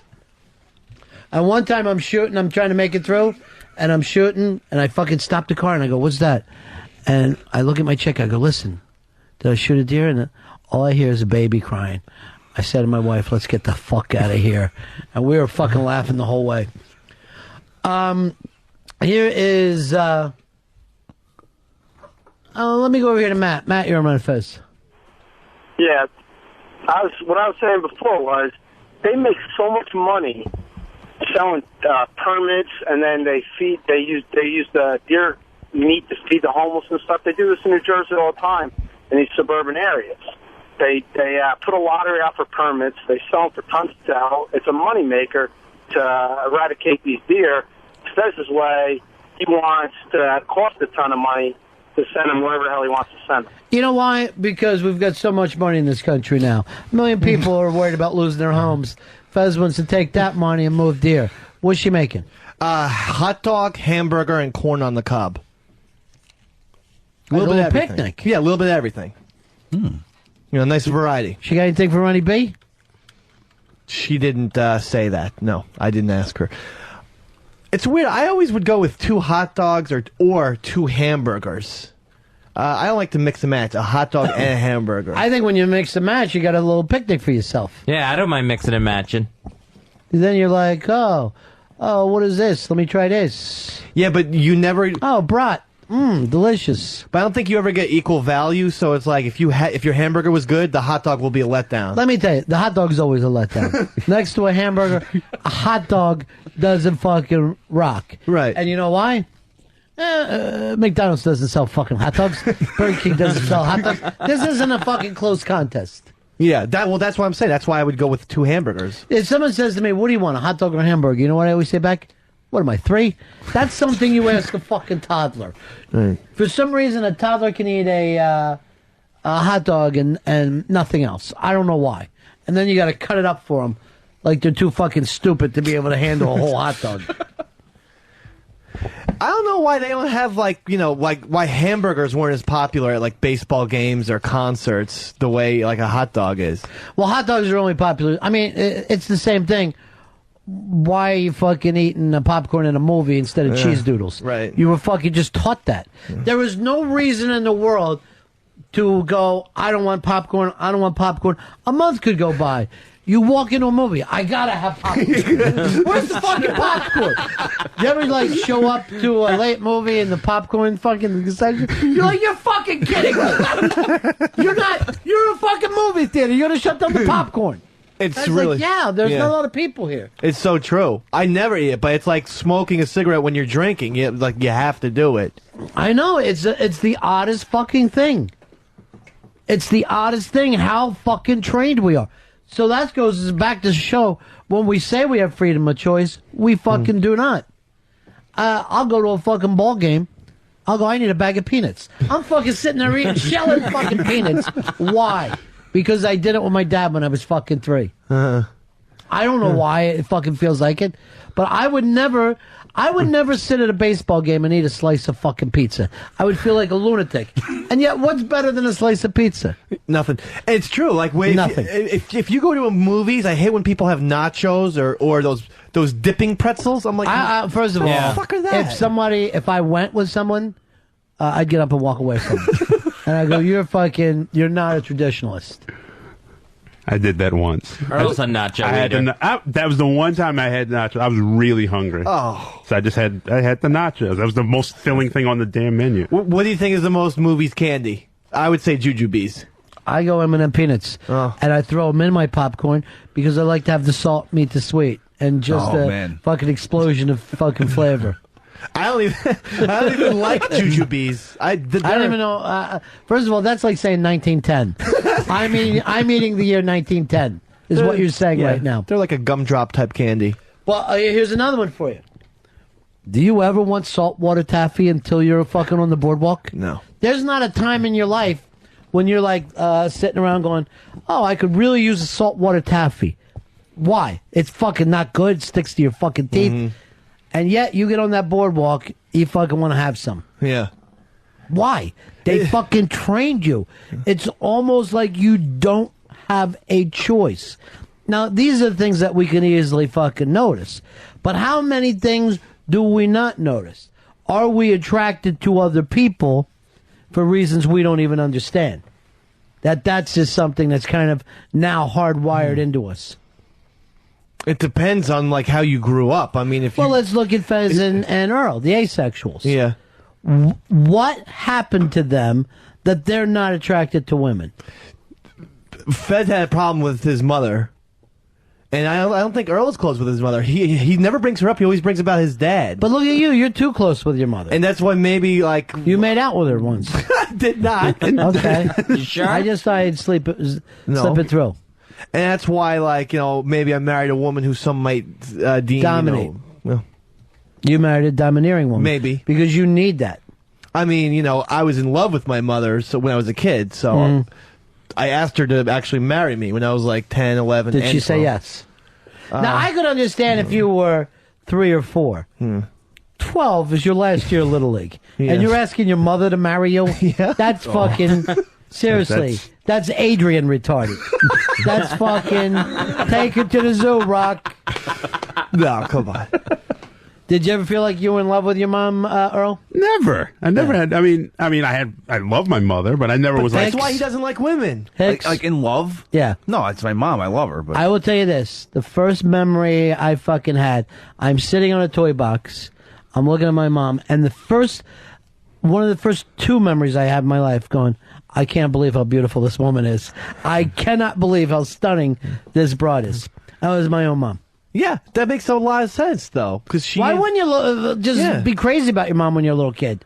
I really honestly got confused with my mom and Princess Diana when I was like, no, I'm talking when I was really little. I thought when Princess Diana was on the television, it was my mom in the parade. Well, here's the thing. That was the tiara she wore around the house.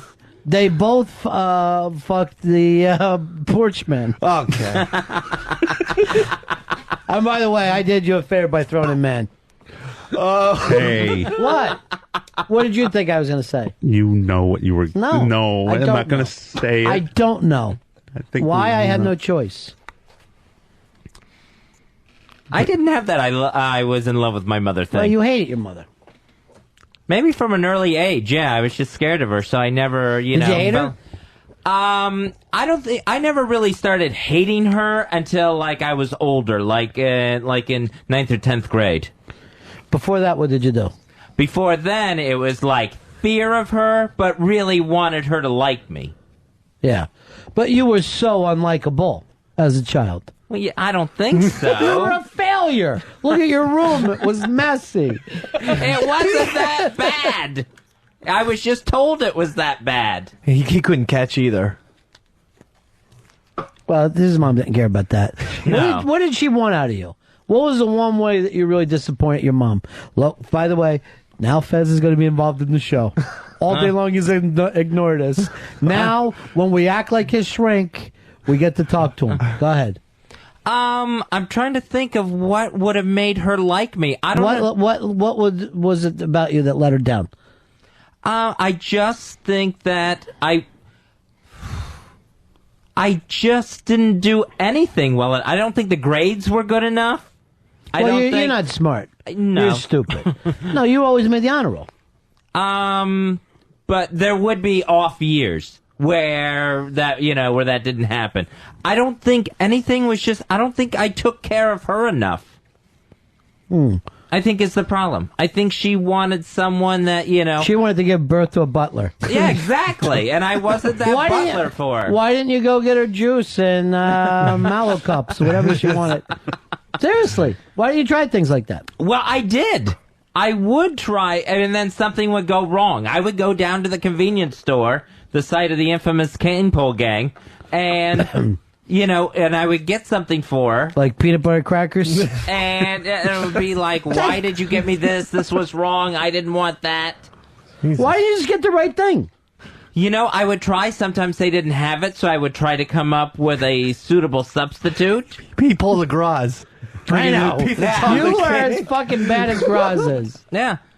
Or, this was always bad. I would get down there and I would forget.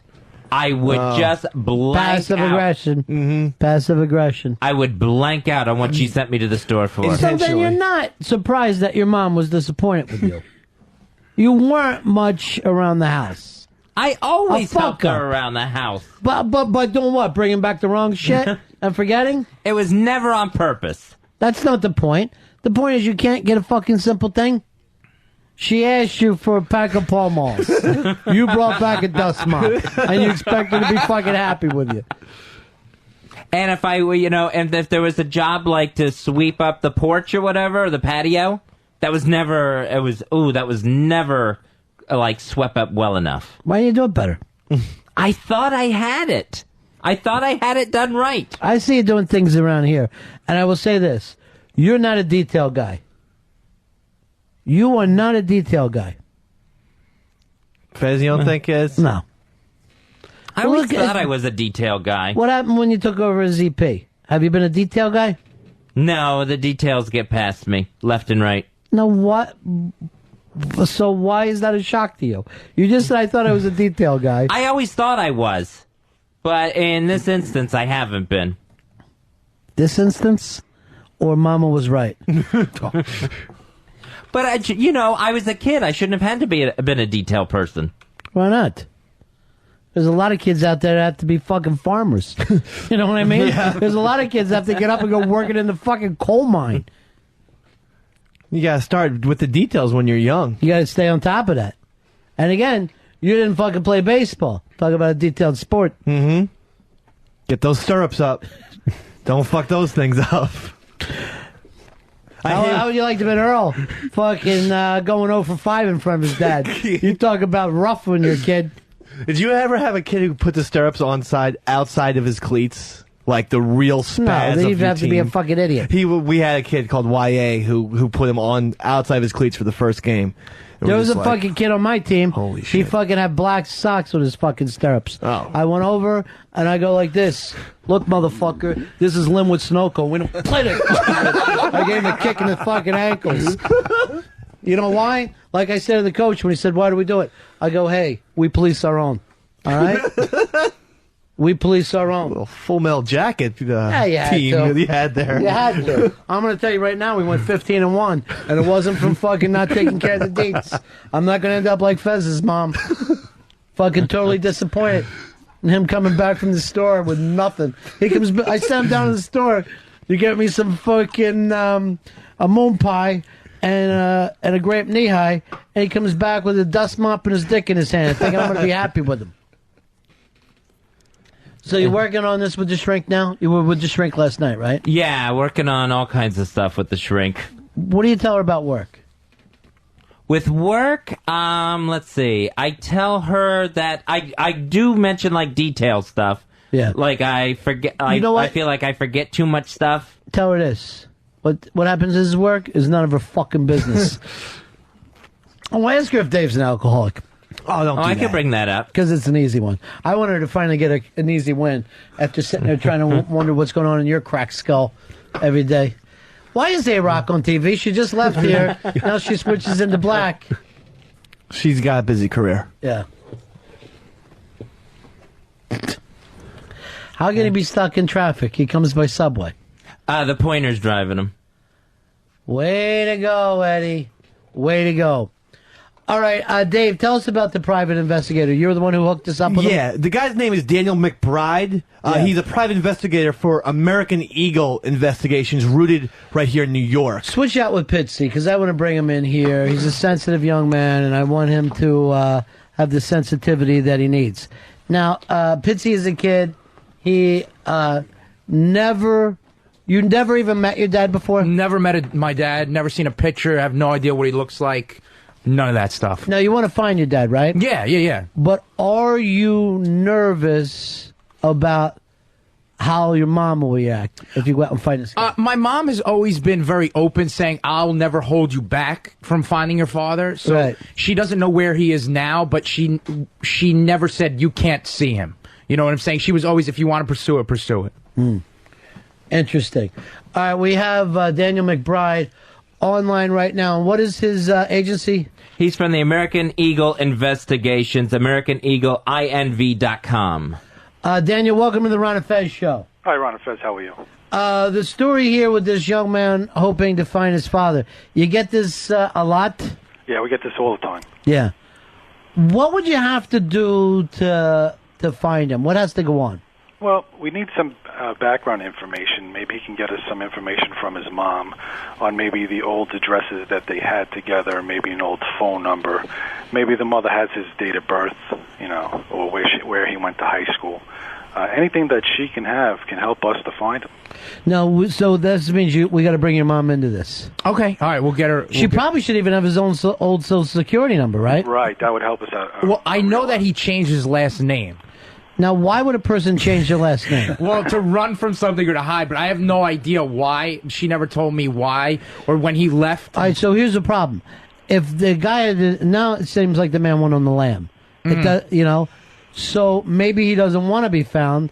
Maybe this could open up things to either the cops finding him or worse still, the mafia that he ratted out on. Well, you know what? That's not my problem. I need to know. I need the truth. Right. If this happens, it happens. He's been gone for 25 years. Just maybe a talk for an hour. That's all I would need. I would say this, and I don't know your father, but I'm going to tell you exactly what you're going to get. Yeah. A fat guy bald with a big mustache. Why get curious? You know what he looks like. Start looking, Daniel. He looks like your. He looks like your future. Is that the description I have to go on? Yeah, that's it. You should be able to find him. Do you think he's still in New York? No. When he used to write me letters when I was a kid, I used to rip them up, but they used to be addressed from Pennsylvania. What Do you have those old addresses? I could see. I used to just rip them up. I never actually read any of them, so I had to see if my mom saved any of them. Stupid letter! And he used to send me like the 3 flavor popcorns for Christmas. That was my gift every year. So that was my only contact I ever had with him. This is delicious. What did you get? The caramel, the cheese, and then the plain. Yeah, fantastic. What a thoughtful man. Did you eat it? My grandmother ate it. Yeah, I refused to eat it. You didn't rip that up, did you, big boy? All right. So, do you think that you can get Daniel this stuff? Yeah, I can definitely get it. I'll get it from my mom tonight. Now, Daniel, if you get the right information, how long do you think before you find him? It depends on the information he has. Yeah. If we get the right information, it could be within a week, easy, a couple days. Yeah. But if I know he changed his name, so anybody who changes their name, there's a reason for that. So I have his. Maybe new he's name. in ballet. Oh, you have his new name? Yeah. Oh, okay. Write it down for me. I'm so curious. Were they ever legally married? I bet no. McConaughey. I'm going to definitely bet no. And I just found out this was my mom's second marriage too. Really? Yeah. So I'm beginning to think she's the problem. Finally starting to dawn on you, huh? All right, so he decided to go a little Jewish, did he? An Italian guy from Long Island decides to come up with a Jewish last name. Yeah. But the way my aunts told, they always hide it, that he just appeared and then my mom fell in love with him. So it wasn't like he was a neighborhood guy or whatever. He was kind of a drifter, is what they say. So I don't know. Most people just give them soup. I don't know if this is even his real last name as my name. All right, Danny, we're going to put you... I'll let you guys talk about it off the air for a little bit, since we don't want everybody doing this. And then we'll check back with you, okay? All right, thanks a lot. Thank you, Daniel McBride. Daniel McBride from American Eagle Investigations. That's AmericanEagleINV.com. Or you can call them at 212-344-8997. American Eagle, time keeps on slipping into the future, but we're going to fly like an eagle, an American Eagle investigation. Very interesting. Let me say this. Do you like shoulders, Hicks? Yeah. There's something about a woman's shoulders. Nice and sloping. It's hot. It's like bite them. No, there can be nothing worse than men's fucking shoulders. They're Fucking disgusting. hairy. Yeah, they're disgusting. But this is why I love the summer. 2 reasons. One, tube top would be number 1 preference. And then B, spaghetti straps. Oh, that's great. Give me a spaghetti strap up there. Skirts, too. Another thing. You know how they tell you, stay out of the sun kills, the sun burns your body into cancer? How come a woman that gets a little bit of a tan, she couldn't look any better? It's crazy because during the winter you just you forget about it. But as soon as it happens, it's like, holy shit. I know. That's right. You are like, wait a minute, I've been hanging around with sick women all fucking year. Because when a white person looks their natural skin, they look like they have the flu. We are flu-colored people. Well, it's almost greenish when it can get so white. Here is Troy. Troy, you're on Ron and Fez. Go ahead, Troy. Oh, hey. Yeah. I'm wondering what the hell Pippi's thinking, trying to look up his dad. I mean, what do you think's going to happen? They're going to go out in the backyard, play a game of catch. He's going to show him how to tie a tie. I mean, what's he going to get out of all this? I haven't seen my dad since I was 3 years old. I don't remember anything about the guy. What's he going to get out of it? I think at certain times, people are curious about where they came from. and their life. And I don't think that he thinks that he's going to like his dad. I think now that he's getting married, right? And he's saying, I'm making this commitment to this girl to be with her and start a family. I think Pitsy's afraid that there's something in him that is a runner. And I think that he wants to look at his dad and see that his dad is not him. I don't think that he's looking for what he is. I think he's looking for what he's not. Did you guys ever watch that guy from Entourage go looking for his dad? Oh, Vinny Chase? Yeah. No, I didn't Vinny see Chase that. finds his dad. And I mean, basically, he finds a fucking schlep. He really does. The guy's a fucking loser. Because, you know, a guy who really leaves a kid behind and doesn't look back, generally it's not going to be It's not going to end well. your strong idea of what a man should be. You know what I mean? There's no emotional connection. Well, it's not even that it's not emotional He's a connection. scumbag. But he's normally not the kind of guy that you're going to say to yourself, there's a man's man. Why you want to find your dad, Pitsy? This is what this gentleman and his dad walked at him when he was 3-2. Well, I mean, I want to know his side of the story. I want to understand why I was mad for all those years. You know, it went from total anger to acceptance, and now I'm just trying to figure it out. So I think I deserve an answer. All right, I'll play the part of your dad, and you be you. And I'll just be answering my fucking door in Western Philadelphia. Yeah, what can I do for you? Are you Gary? Yes, I am. Well, I'm Anthony. I'm your son. You can't be my son. What? No, I am your son. No son of mine would sit there and pluck his own eyebrows. Get out. Well, you left Long Island a little while. That's what goes Who on. wouldn't? A lot of people stick around. We like it there. But This is formal. This is so formal. I'm taking Gary's side. Now let's have this. Let's do this. So here's Pitsy. He's abandoned as a child, and I think it plays a part in his life. Probably worst thing that ever happened to you. You think? Yeah, being abandoned by your dad. Yeah, definitely. Now here we have Fezzy. Worst thing that happened to him. His parents stayed. So here's the two. Here's the two awful things that you could do for your kids: leave or stay. Whose parents did him more of a disservice? Earl? I think Pitsy's father by leaving. By leaving. Hicks? Oh, Fez's parents by staying. By staying. And Dave? Fez's parents. They really fucked his head up good. Yeah, because Fez thinks about it on a daily basis. Right. About how his parents ruined him. So I don't... like, it's not like, oh, my dad every day. Like, if Right. it pops up. But Fez blames his parents for the way he is. Fez, which way do you think? I think Fez's mother made the wrong... I think that was the mistake, staying. She should have left you. Yeah.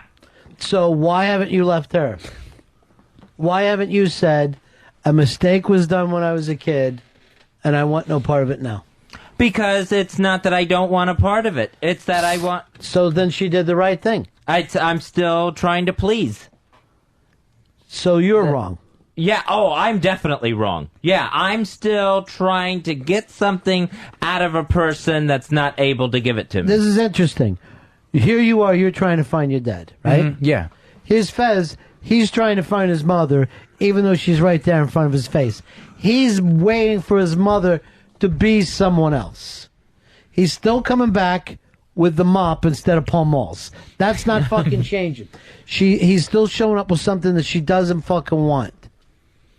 Well, I mean, I could never understand why you can't accept your parent for what they is. I know my mom's a pain in the ass and she nags, but I don't take it out on myself for that. Why can't you accept your dad as somebody who doesn't want to talk to you? I don't know if it was much with me as it was with her. Yeah. You know what I'm saying? Because she is a pain in the ass. You're going to meet your dad, right? Yeah. Before that happens, are you going to do something with your hair and maybe something about your weight? I'll try. Because this is going to be important. I don't want you to show up like that. I have to keep the mustache, though. Oh, please. You're going to have matching mustaches. And then your mom. Why don't the three of you just have the family picture? The fucking Flying Burrito Brothers.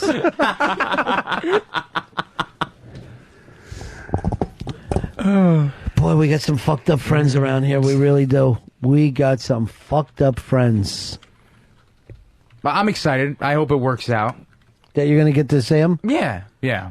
I don't know if I'll accept him back in my life, but I'll take the answers that he has to give. Why don't you just show up and put a fucking bullet in his kneecap? Just fucking kneecap him. I used to dream about that. Yeah. Just killing him when I was angry when I was a kid. And then yell out assassin the fucking Italian way. But I just want to know the truth now, you know? Well, his side of the truth. Right. Because my mom's thing was he was a scumbag, he just took off. But people have reasons. Well, yeah, but do you think you would ever have a reason never to see your kid? No, because I would never put my kid through what it was. You know what I'm saying? I would never want my kid to be fatherless. Right. So there is no reason.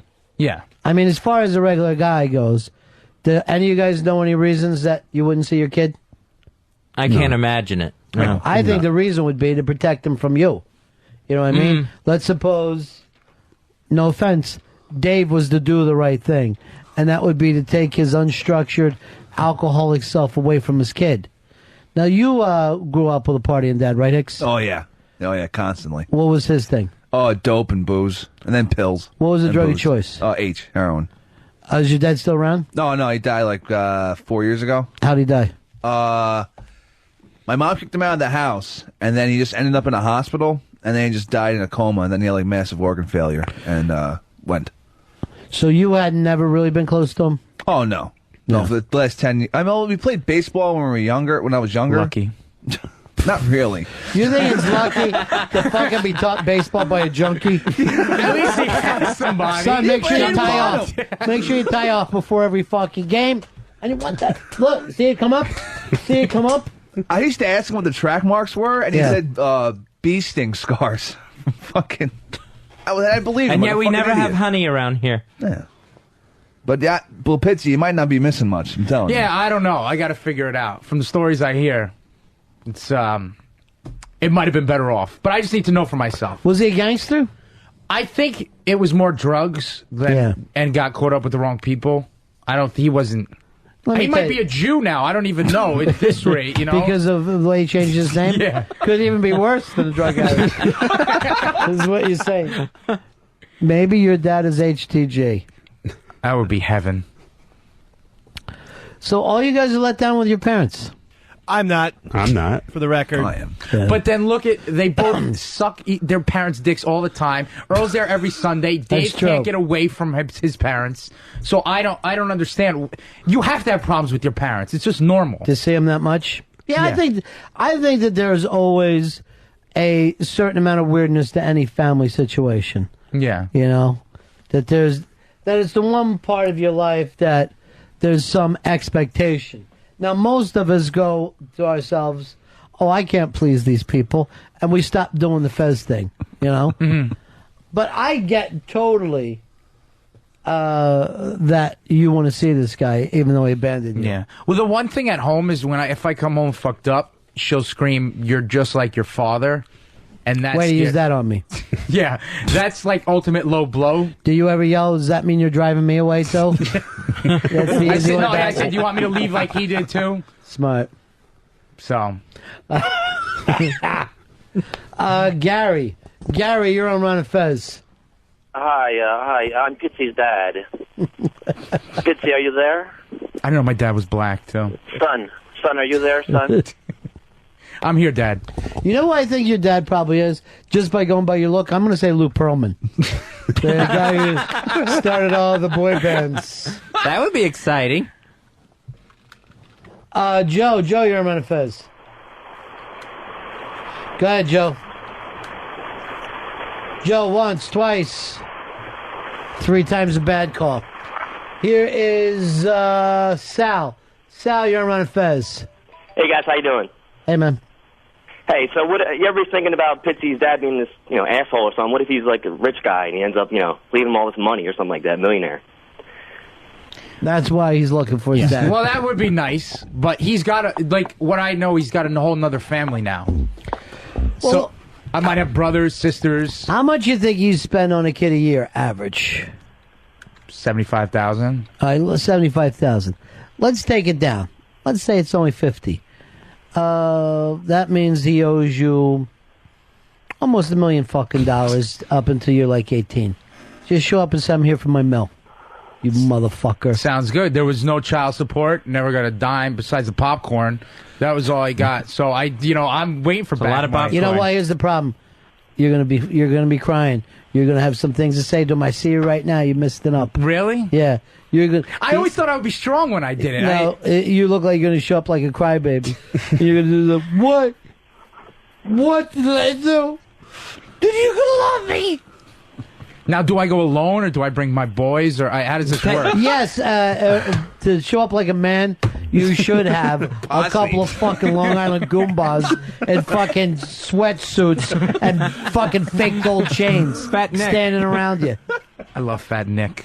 I would take popcorn if I was you. No, I just didn't know how to do it. You know what I'm saying? If he comes... What if you rang the doorbell and it sounded like this?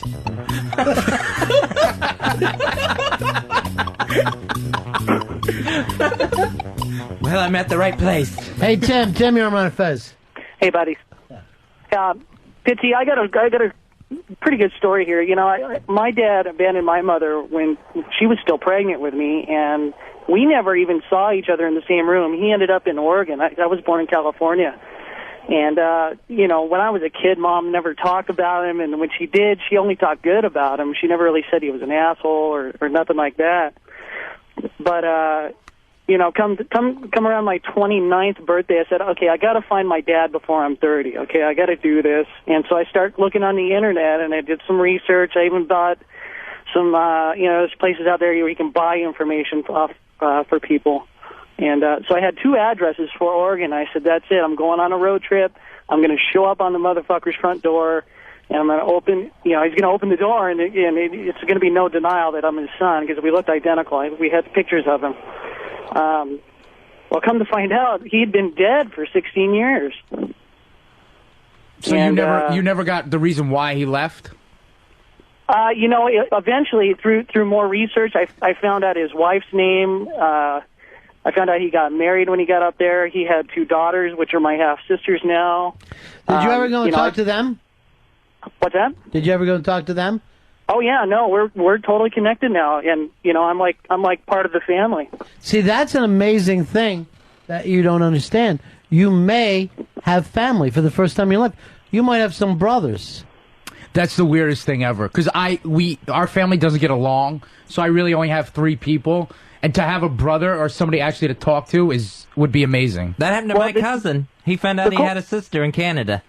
The cool part was, I could really connect with them because they told me all these stories about my father that I never would have had, and it it turns out he wasn't an asshole that I had put as him in my mind this whole time. He was genuinely a good guy, and he only disclosed that he knew that he had a son in California to about 2 people. One was his brother, and who's my uncle now, and my uncle sat down with me, and I've stayed with him weeks on end at times just talking about Dad, and he'd get drunk on Crown Royal sometimes at night and open up, and he'd say, Tim, the only time your dad ever cried was when he talked about his son, and stories like that you can't get from anybody else.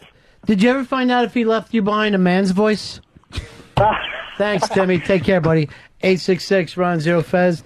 866-RON-0-FEZ. We'll take a break. No Blowhard today, then, I take it, huh? Blowhard says he's not going to make it. Ron and Fez show. Ron Bennington. Fez Watley. Shoot that shit to the sky.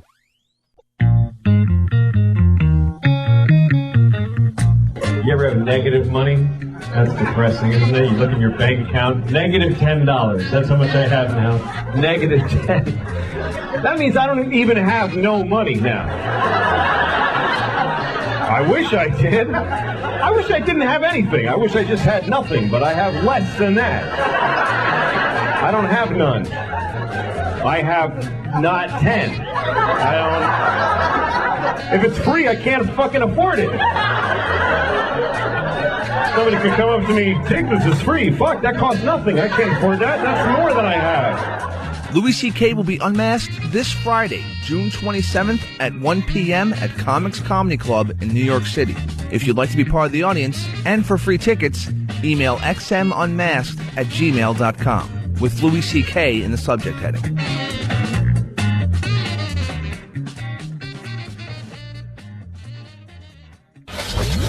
Ron Bennington, Fez Watley. It's the Ron and Fez Show. It's 106 miles to Chicago. We got a full tank of gas, half a pack of cigarettes. It's dark, and we're wearing sunglasses. Hit it.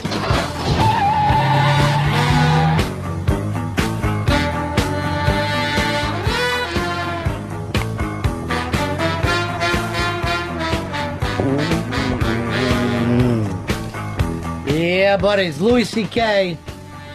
on Friday, The Unmasked.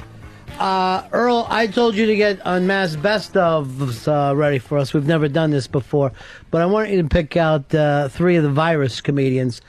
What Unmasked are we going to be running during the Best ofs on this Friday? We're going to be running Jim Norton. All right, Jim Norton, if you're, of course, a Jimmy Norton fan, and there's no reason you shouldn't be. Great Unmasked, incredibly honest, incredibly thoughtful. You got Brian Regan. Brian Regan, a good pal of mine from the old days.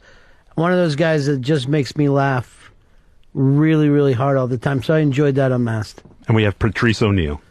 Brilliant. He was actually so smart and funny and insightful during an Unmasked. So this is kind of the a salute to the O&A virus Unmasked, because 3 of their comics. Yeah, that'll air this Friday at noon. No. Someone brought up to me, they're going like, hey, you use another one of O&A's comics. I go, O&A have the best comics in the whole fucking world. If the person is funny, they normally end up on that show. So, of course, I want to use those guys. And the Jay Moore Unmasked, that premieres this weekend on XM Comedy 150, 8 p.m. on Saturday. Another great job. Another fantastic job. Here's a Blowhard. How are you, buddy? God damn this city. I've been sitting in traffic with Eddie Pointer for about 90 minutes, not even close to the Battery Tunnel. You know, I've had it with this city, Ron. I apologize for not getting there on time. I left an hour and a half ago to get there, and we sat in traffic almost 90 minutes because something called the Hamilton Avenue drawbridge was up, which hasn't probably been up since 1940. Traffic is backed all the way to Staten Island. So I'm just letting you know, I apologize for not being there. I know the people wanted to hear me. I wanted to see you guys. I'm ready to go out and kill somebody now. Hey, if you don't want to be here, don't be here. You don't have to make up a crazy excuse. Nah, sitting in traffic 90 goddamn minutes. This city, I want to take Mayor Bloomberg, put him in a headlock, and just rip his goddamn head off. All right, Blowhard. Well, I'll we'll see you again. Guys soon. Excuse me, Ron? We'll see you next time. I'll be in soon, bro. All right, talk to you soon. Take care. Here's Greg. Greg, you're on the Ron and Fez show. Hey, what's going on, boys? Yeah. Just caught Louis C.K. My wife and I came down from New Hampshire and caught him at Saturday night at Caroline's. It was seriously some of the funniest shit we've ever seen. It's going to be a great unmask. And we had never heard of Keith Robinson. He opened for Louis, and he was fucking unbelievable, too. Do you know anything about him, Earl, or anybody? Because I'd like to see him unmasked, too. He was really incredibly funny. We call him the kid of the future. The things are going to start working out for Mr. Keith Robinson. Louis C.K. is going to be unmasked this Friday. Here's the email address, xmunmasked@gmail.com, xmunmasked@gmail.com, Friday, 1 p.m. Earl, look into this kid, all right? Tell me what his whole deal is. Oh, no. It's a moral conundrum. I thought we'd play a little moral conundrums, a couple of morality tales. This one came into me. I guess there's been a lot of stuff about these people who want to have different limbs amputated. It's been in the news, and it's been on TV. Here is the moral conundrum. Oh, no. It's a moral conundrum. You're a doctor. A guy comes in, and he wants a healthy limb taken off. Would you give it to him, Fez Watley? I would not perform that surgery. I would not remove a healthy limb.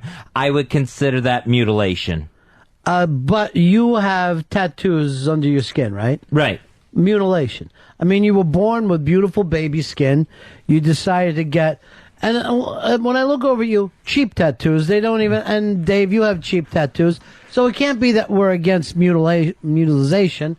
I mean, half the fucking population has tattoos. Dave, you've also got brandings on your ass. Yeah. Do you think it's okay if somebody wants to have a limb removed? Yes, because it's his body. Right. And that's the way we do it in this country. If It's the way we roll. If it's his body, he's allowed to make the choices. Right. And we talked about Fez today. He doesn't like freedom of choice. He really says that he does, but you really see that he wants to be told what to do. What about for you, Earl? I would not perform that operation. I would have to have. There has to be a very sound reason why a person wants a limb removed. Yeah, but a perfectly working limb removed. All right, I agree. Did Dave have a sound reason why he had his perfect skin burned? A sound reason why he wanted his perfect skin covered with ink? Any reason that he could get his perfect nipples, couldn't have bolts put through them? I mean, it's not like we don't already do this. Right. Let me go over to Pitsy and Hicks. Pitsy. Yeah, I'm taking the leg off. I'm taking whatever they want. The patient's always right. And doctors, they shoot poison in people's faces for Botox. Why not remove a limb? Absolutely true. Now, there's no reason to do Botox other than people think it looks better. If someone thinks that they look better without their foot, who fucking gives a shit? All right, you footless stump. Go ahead and enjoy yourself. The foot's cumbersome to him. And he's become cumbersome. Here is Don. That's a real mid-90s. Awful. Try having to fucking play that in the morning. Don, you're on Ron and Fez. Hey, Ronnie. Yeah. I think it's against the Hippocratic Oath, I believe, and I don't think you find many doctors that would do it. All right, let's suppose it's not a doctor. Let's suppose you can go outside and have it done the same place that you're having any kind of tattooed work done. I mean, the guy who did your branding the other day had his earlobes all the way down to his shoulders. Right. Nobody thinks that looks good. It's obviously mutilating the earlobes, but who gives a shit? And I would encourage it to be done by a doctor, because some of these people, they'll just cut their own legs off with the saw. Right. And then that could start, a whole series of events where they that leads die. That leads to death. Right. So what does it? But body, if you're doing body adornment like tattoos and piercings, that's something that can be undone. Absolutely later on. not. You can have a tattoo removed. But what does it look like? You're still scarring the body, even with that. But you're not. You're still scarring the body. Here's a question that got sent into us. Oh no. It's a moral conundrum. Why do we yell at people to eat healthy and stop smoking when we don't tell them to stop climbing mountains? That if somebody is climbing a mountain and that could lead to their death, that's not a big problem. But if a guy's smoking cigarettes, it's a big problem. Because for some reason, climbing the mountain is a person realizing their dream. Well, what if your dream is to sit around and smoke cigarettes and eat ribs? And I'm being very serious about that. I'm being 100% serious. What is wrong with that person living his life the way they want to? Or for the same matter, what if your dream is to fucking stick a needle in your arm and be high on heroin? Because I'm going to tell you something. I've climbed mountains and I've done heroin. Heroin is a much better fucking experience. Getting up that mountain is a fucking pain in the ass, and you feel like a retard once you got up there. Earl, why don't we do this? Why do we do this? I think we consider mountain climbing a form of exercise and something quote unquote good, and something. Whereas, right? Why do we though? But that's the problem. Why can't we say that people are free enough to do right away? So far, everything we've come up with. You guys are against the freedom of choice. And then both of you go back to go, well, what is traditionally thought of is okay. You guys, what I call my asexual conservatives, go out of your way to act like the traditions are the way things should be, without even thinking them through. They follow the rules of society a lot, I've noticed. I mean, especially Earl, but the thing is, society... At least in public. Yeah, in public, but society's very temporary. I mean, the society in the 1700s was vastly different than it is now. They'd both be wearing triangle fucking hats and buckles on their fucking yes, shoes. They would. There's no doubt about it. Here is Tom. Tom, you're on Ron and Fez. Hey, buddies. Yeah. Hey, I want to lop my leg off so I can get those good parking spots up front. I really even have a problem with the good parking spots up front. I see no reason for it. For anyone? No. We're all in this together. We're all citizens. Everybody should be able to get around as best they can. Yeah, but there's some handicapped people that have trouble moving. Yes, and so do old people. I mean, it's not easy on anybody. But I'm willing to say a handicapped person is no different than the rest of us, and you'll have to make do with the annoyance the way the rest of us do. I think it's... I find it a little degrading to give somebody a handicap spot. I think if you want to treat people, especially the handicapped, they go, hey, we want to be treated equally, then you have to be treated equally all the way. I agree. And deal with the annoyance. And yeah, I mean, if you lose your spot because someone was quicker than you, that's part of being equal. Sometimes people are quicker or slower than you are. Let's go back to this, Fezzy. You say that you're against, drugs and all. Suppose a guy does a bunch of drugs, then he fucking falls down the steps and breaks his spine. According to you, he should get a better fucking parking spot from the guy who never got high at all. Well, yeah, I mean, if he's disabled, then someone who's disabled should get a better parking spot. But let's say he has diabetes, and when he was told not to eat pie, he kept eating pie. He'd fucking disabled himself, right? Right. For that, my fucking mom, who's in her, she's 80 years old now, she should have to walk 8 blocks and not get a fucking spot up next. It doesn't even make sense to me. 2 hands full of groceries. Yes. And she should suffer? She should suffer. It's crazy. The grandchildren's got to eat somehow. Oh, believe me. They do okay for themselves. But you know what I'm saying? Why are you saying, don't treat me any different? I'm disabled. I'm not... Okay, fine. Fucking make your way up from the back, big man. Roll your ass up that fucking hill. Because you ain't sitting up next to the goddamn mall. That's first come, first serve. And we should get rid of their Special Olympics. My big problem is the kids who work at the mall park too close. Put their ass in the back. Here's JR. JR, you're on Ron and Fez. Hey, what's up, buddies? Yeah. Hey, I got bitched out not too long ago for using the big bathroom stall and coming out in a wheelchair, guys, and he say, hey, that's not for you, don't you? And I say, well, what the fuck? I said, do you not need to wait in line like everybody else to take a piss or to shit or whatever? I mean, unlike geez. a parking spot, anybody could use a fucking handicap stall, correct? Right, yeah. That's not illegal to park your ass in there. Well, no, unless a handicapped person goes into the bathroom, then you have to leave. But you're not going to get a ticket. I don't know about for that. For crapping in the big stall. I don't know. You know what? I never use those. And the reason is I get skeeved. I get fucking skeeved out a little bit. Looking at the fucking rails and all, and thinking about, what if I had to pull myself up with these rails? I don't like it. I do like sitting in the handicapped seat at the movies, because there's like a huge amount of space if they want to wheel someone in. I love those. Well, that annoys me. That's not a handicapped space you're sitting in. It's the handicapped friend space. Yeah, that's true. It's the healthy handicapped friend space. Fuck him. So I hate this. If you're a friend of a handicapped person, you get to park up front at the stadium. Then you get that great seat next to your handicapped buddy, where you get nothing but fucking room next to him. Yeah. They're just using those handicapped people to have good seats. Yeah. Here is Holland. Holland, you're on Ron and Fez. How you doing, boys? Yeah. Just out of curiosity, how much would you have to pay Earl or Dave to get their left arm removed? How much are they asking? Earl, how much money would you take to have your left arm removed? It'd have to be a lot of money. I would probably say like $3 million. $3 million. Starting at $3 million. I'd go about $100,000, I think, for my left arm. Well, I am a lefty. Let's say you're right on that. I'd probably say around $100,000. What if I give you 50 G's? That's a little too low for me. 60. Yeah. I'll do it for $60,000. Fez, I just talked him out of my 40 grand. So I'm going to put up 10 grand. Okay. And then you put up the other 50. Yeah. I would miss it, but you need that money, and I think I could make do. I love sports, but I could always just have the one-hand jump shot and everything. Now, Earl, tomorrow you are not coming into work, right? Yes. Because of Peach from Pal Talk doesn't want to see you.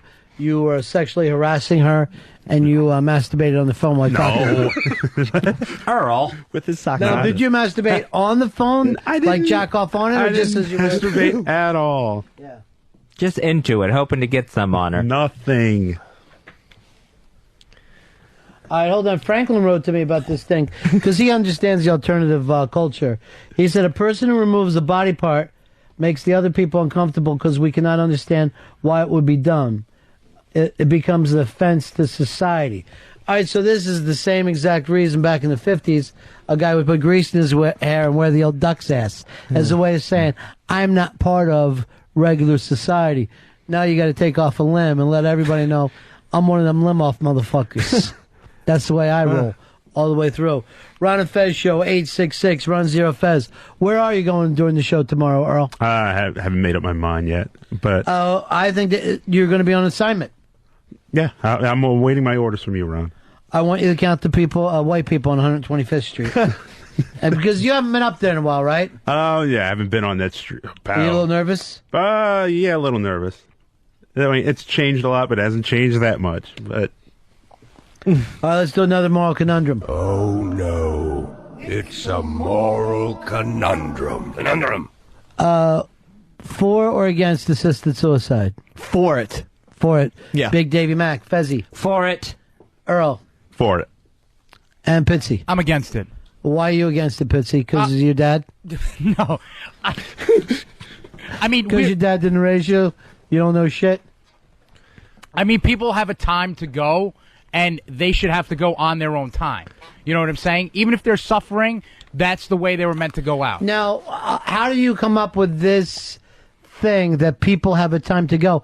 If you're not for assisted suicide because people have a time to go, are you against medicine because here God tried to give somebody cancer or, whatever, I guess diarrhea, but you've gotten in the way of God's will with your medication? But the medication is a positive. It's helping. To you, not to God. To the person. Well, it's a positive if your stomach is all eaten out from a disease and you're in terrible pain. It's a positive to stop feeling that pain by moving on. Yeah. When I say time to go, I'm not referring to God as much as your body. You know what I'm saying? It's up to your body. We're now slaves to our body. Well, yeah, you can't live without your body. So how are you going to, that's why the pills help you. Oh, I didn't know that part. You can't live without your body, Ron. You need that body to breathe. Great philosopher. You gotta have that body for breathing and walking around. I find it contradictory that Earl or even Fez, they're for or they're against body dismemberment, but if a person wants to kill himself, the ultimate act, they're for it. And oddly enough, they both are so-called Christians, and then the one faith that is against that is their own Protestant faith. I always remember when my grandfather lived to be 93. He wasn't, in my mind, alive pretty much like 20 years. 73 years he was bad?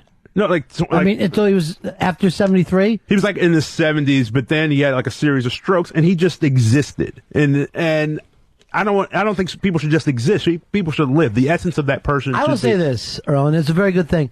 You really do find out what your real views are on this when you have a loved one in this kind of shape. Then you say to yourself, I don't give a shit what anybody else sees. I can tell the difference between right and wrong, and it's time for this person to go out. Even though, according to Pitsy, medicine to prolong that pain is in the positive. Yeah, he was existing. He was in awful pain. But they numb him up as much as he can. But he spent 20 years in pain. Did he used to feel better when you would go over there as little Earl and play the trumpet next to him? Play the blues on the trumpet? No. I wish you would take up trumpet, Earl. It would mean everything I actually to me. took up trumpet when I was 7. But yeah, but you don't want to exist. You want to live. You want to be vibrant. You want to be alive. Then why don't you have one good day? Why don't you put on some colors and get outside? Why don't you get... I'm going to take you out today and buy you an orange sweatshirt. That's all I want you to wear. It's too warm and I don't like orange. I hate the color. All right, let me get you a lime green wife beater. Oh, God, don't make me get a lime green. I had to wear that to my sister's wedding, a lime green tie. You can borrow it from A-Rock. Nice callback that nobody else saw. Let's go over here to John. John, you're on Ron and Fez. Hey, what's going on, guys? Yeah. Oregon's the only state that actually has an assisted suicide law. The doctor won't administer the drugs, but he will give you prescription for the drugs. So then the family just takes care of it from there. Yes, I'll tell you, go take the drugs, and that's pretty much it. Here is Fox. Fox, you're on the Ron and Fez show. Yeah, hey, buddies. Yeah. Yeah, my grandma passed away 6 months ago, and I'm sorry to hear that. her heart was trying to give out on her, and some of my uncles wanted, it to just go. We wanted to pull the pacemaker because the pacemaker was keeping her alive, and that's technology there, and that body was trying to give up on her. Yeah, it's a really odd thing when Pitsy is saying, like, the body decides, but then here his grandmother has a piece of machinery making the heart do what basically it doesn't want to do. And I always laugh at that thing of when people are saying, like, we're playing God. We've always been playing God from the beginning. And we play God because someone has to. There's no one else to do it. We ourselves, anytime that you're building a big building, a bridge, obviously people weren't supposed to get over that river. We build a bridge to get over it. We build a boat to float in. We do all kinds of things kittens don't fucking come up with. Of course we're fucking manipulating nature. I just think it's interesting when people think that they can read God's mind. Like, maybe, I mean... If you could read God's mind... Yeah. What a tale his soul would tell. But what I'm saying is that maybe God does want you to visit Jack Kevorkian. Like, how do you know that God wants you to stick around? Maybe your time is to get help from the death doctor. You would do so well in a cult. You really would. You'd be the perfect Muslim. No, I'd like to be a leader of one, though. Of a cult? Yeah. That would be the dumbest cult ever. It would be called the dumb, we keep playing wiffle ball for no reason cult. Oh, man. The Red Shroud Group. I got wiffle ball from my Nintendo DS yesterday. What did you get? Wiffle ball from my Nintendo DS. So you're so lazy you can't even play wiffle ball yourself now. You got to play it online. Well, I'm on a subway when you can't play, I can still play wiffle ball. What? You take a bat and a ball in the subway, see if you can't get somebody in the train to help you. A pickup game? Yeah. All right, now I'm getting feedback that God made rivers and oceans for a reason, tear down the bridges. I wouldn't mind if we started exploding bridges. I really wouldn't. Because I don't know how you're going to get to work. I guess hold that breath of yours. Yeah, I'd have to swim. You said the way you would commit suicide is slowly walk into a river. Let the river carry me away. Not even dive in. Just slowly wade into it. It's like the end of The Star Is Born. All right, here we go. Another moral. Oh, no. It's a moral conundrum. Here's one. Do corporations have a moral obligation to the community they live in? No, they have obligation to money. Fezzy. Yes, they do. I mean, that's the people that they're employing. It's the people that are, buying things in their store. Mm-hmm. Yeah, I would say they do. They have none, actually. The corporation isn't set up to do anything other than make money. The reason why they follow the rules about pollution and hiring people and what rate they could be hired at is because of government. There is no morality clause to a corporation. They're only set up fully to make money. They don't even have a moral obligation to the people who use their product. If you use their product and die, it's only because of government stepping in, right? Then anything fucking happens. So there is no such thing as a moral obligation for a corporation. You have to count on your government to be the moral voice, I think. Right. And that is the thing that keeps me away from being a libertarian. The libertarians want the government out of everything, right? Yeah. Well, how many bad fucking tomatoes would we be eating without fucking government getting involved? Yeah. I mean, when a thing like the bad tomato thing comes up, it's a horrible thing, and it's national news, and everybody's freaked about it. But how often would that be happening if we didn't have government watching out for us? I mean, look at the labor laws would be brutal. I mean, we'd have kids working in sweatshops. Well, that's the very funny thing. People go, well, the unions have chased people away, and they all the businesses in China now. Yes, the businesses in China, because they can have a child work for $1 a week. Now, a company that would have a child work for $1 a week, Fezzy, has no moral obligation. Right. They have no morality whatsoever. They only want to make as much money as they possibly can. So the only thing that keeps a child not working like that is a government that'll protect them. And they're going to go into the, Far East somewhere where the government doesn't give a fucking shit. And couldn't you also argue that even if some of the workers are treated badly, the corporation still is doing good by helping the economy if it's profitable, even though some people are suffering? Maybe the That's a byproduct. The only people that they have an obligation to are their investors. Mm-hmm. That's the people that they help. They're investors. So if it happens to work for the economy, that's just a fucking trade-off. That's not a moral thing that happens. That's like saying, oh, aren't I a good person? I bought beer. And that fucking, helps people who make fucking beer. Like to drink. I only get it for my fucking self. And that's not necessarily true either. How many corporations are making billions of dollars and still they lay off 10,000 employees? Yeah, they do that because that is a way to make more money.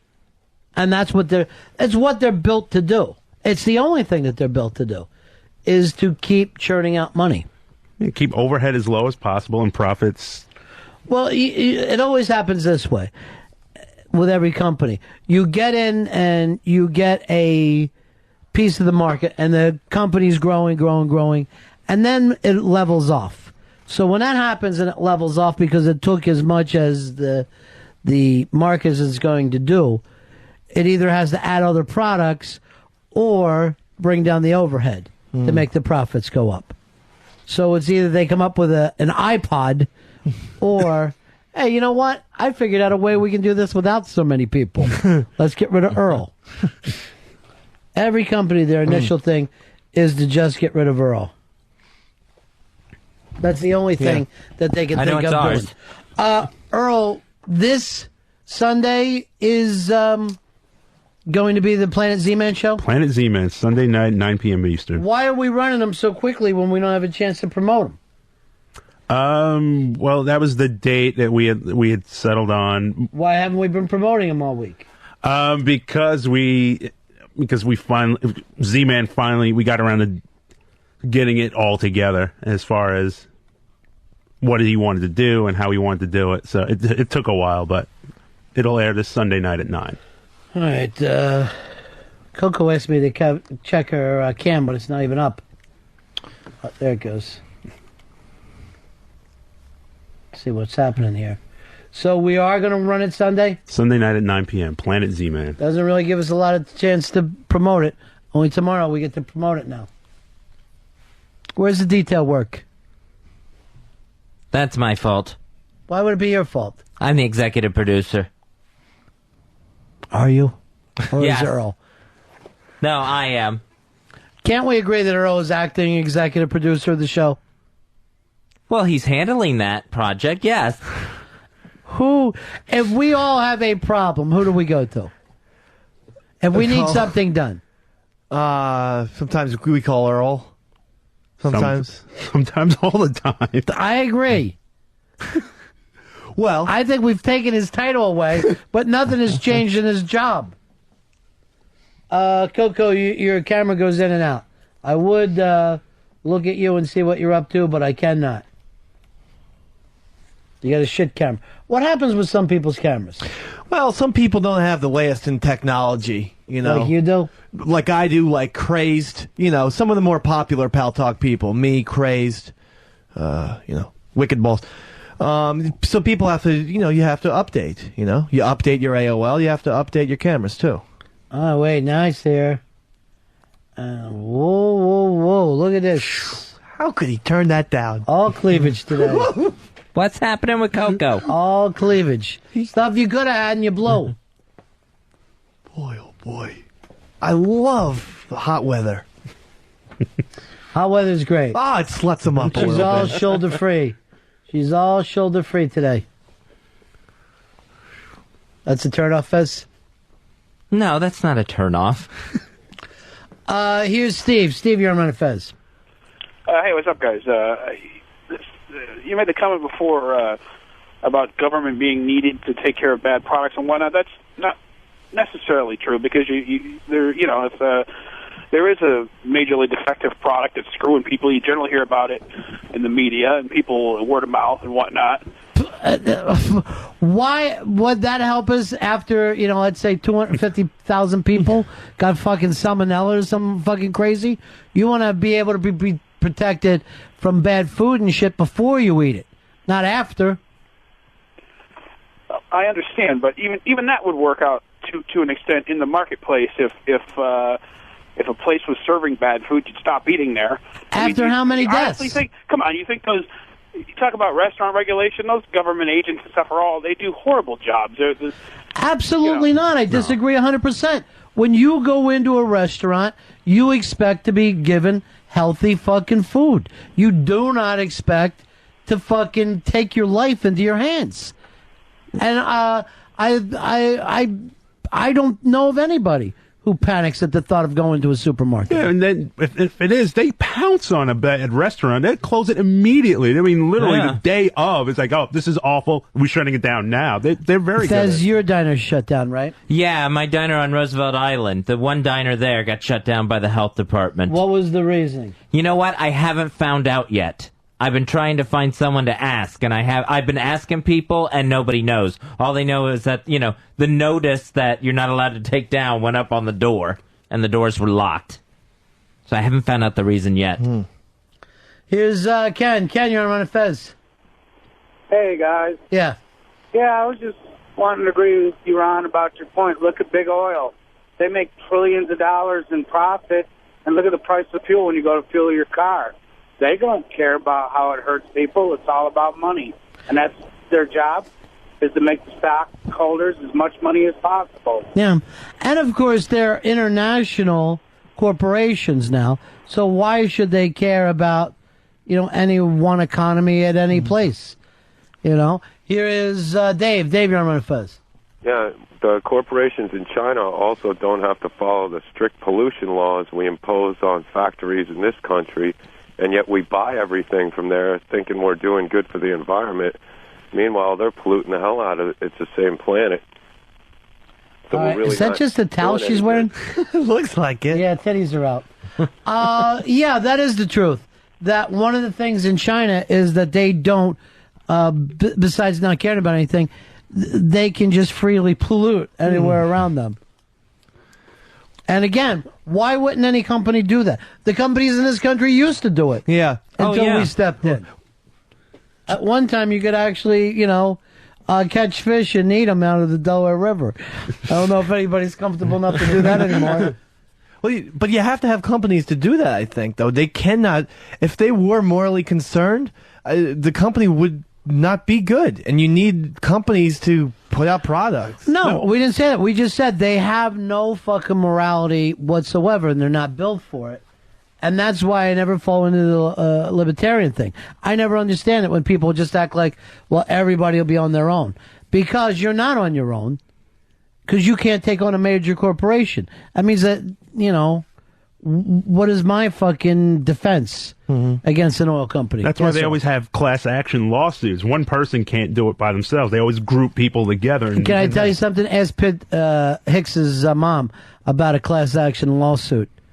The one that she's part of against the city. How long it's going to take for that to even get solved? She'll be fucking chasing that thing. And, we'll find that fucking ball that you hit into the next millennium before she'll be able to get that. Bastards. Here is Todd. Todd, you're on Ron and Fez. Ronnie. Yeah. Hey, man, it all comes down to quality control of each company to deliver a quality, quality product. If they've got incompetency on their end, that is their problem. If like I said before, if they deliver a bad product, tomorrow the reputation's going to get around, and within a week they'll be out of business. That's not true. First of all, you're only now talking about something big like, a fucking furniture company. What about a small company that's willing to change their name doing knockoff products every fucking 5 minutes? And everybody's sitting around eating fucking stuff, drinking stuff. That's fucking horrible for them. It's bullshit to think that they sit around and worry about fucking quality control. As a matter of fact, there wasn't even quality control before the government started shutting people down for not having quality control. They started to self-quality control, so the entire fucking line didn't get shut down. What is she wearing? What has happened here today? It's a frisky day, Mr. B. What is going on? She's happening on Pal Talk. It's just a tiny little towel. Yeah. This is what you missed, Fezzy. It's hot.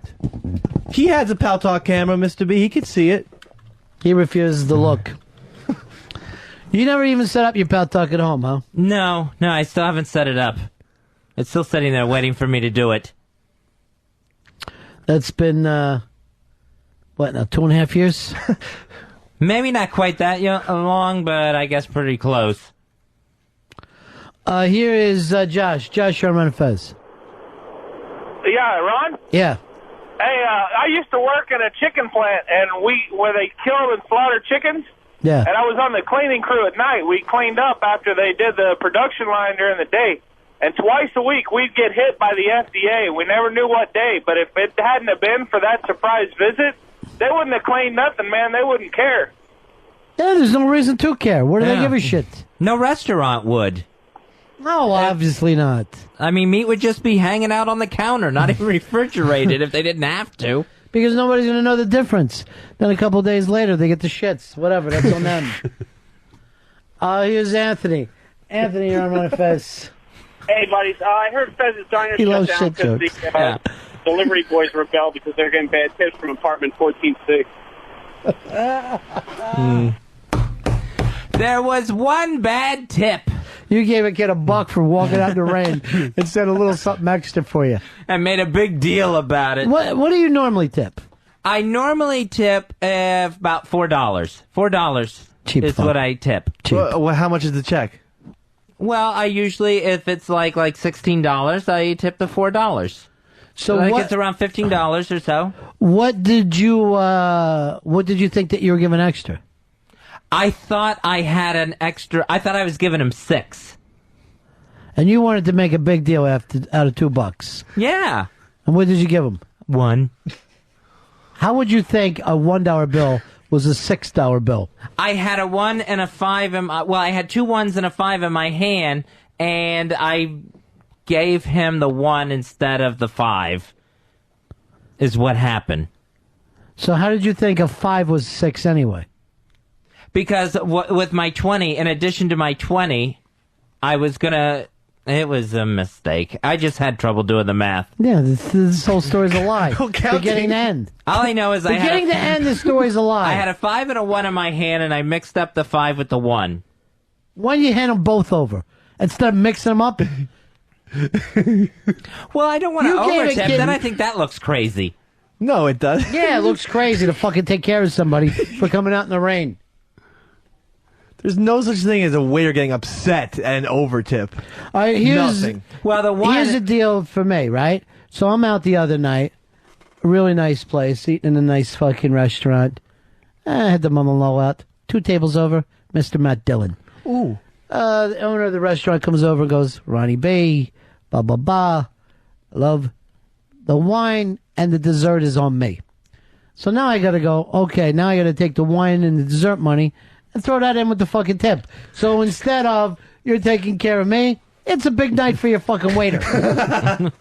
Because you can't fucking go back and fucking act like that didn't happen. Yeah. You got to Right. make it back up to him. Your problem, Fez, is you don't understand. When you overtip, you're saying this. I would love to be treated like a rock star. Treat me the same exact way you did if Mr. Billy Idol happened to walk into this place. That's what I would like. I'll tell you who you need to follow around a little bit. My good friend Dean from Brooklyn. Dean from Brooklyn will go walking into the kitchen putting money in people's pockets. forget it. Really? Yeah, he takes care of everybody. I had You no know why? idea. Why? He wants them to know who's coming back someday. Be a little more upfront for him. He's a regular Jimmy Conway. He's giving everyone. He's Jimmy the Gent. Thank you. I always thought young Ray Liotta said thank you so weird in that scene where he puts the thing for giving the roast beef sandwich. Thank you. What do you get, Messino for it? Some ridiculous tip. Okay. Now I feel like going home and watching that movie. Hey, did you ever notice that in that movie, in the beginning of it, Jimmy Conway he's like Darth Vader, and as the movie goes on, he's less and less scary. I just watched it the other night and thought, that's a slight little flaw I have with the film. Well, here's what happens. When you see him at first, you see him through a kid's eye.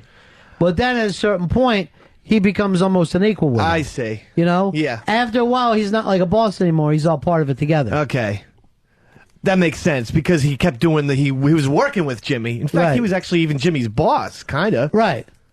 But then, as they get older, they go into the drug business together. Yeah. You know? But it seemed like Jimmy, you know, his reputation as this, like, killer almost dissipated a little bit. Well, you saw him kill everybody in that fucking... Yeah. Every friend he ever fucking had, he killed for money. He whacked all his friends. He had him whacked.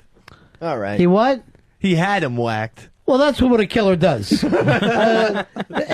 not a psycho killer, where he goes around, kills them, and then eats their food in some ritual murder. He has them killed. Yeah. Okay. You don't think when George W. Bush wants a fucking Iraqi dead, he gets on an airplane, goes over and drops a bomb on him. He has guys to take care of it for him. Killed. And they'll go like this when I get back. Did you take care of that thing? No, not that thing. The Middle East thing. It's all done then? Mission accomplished, more or less.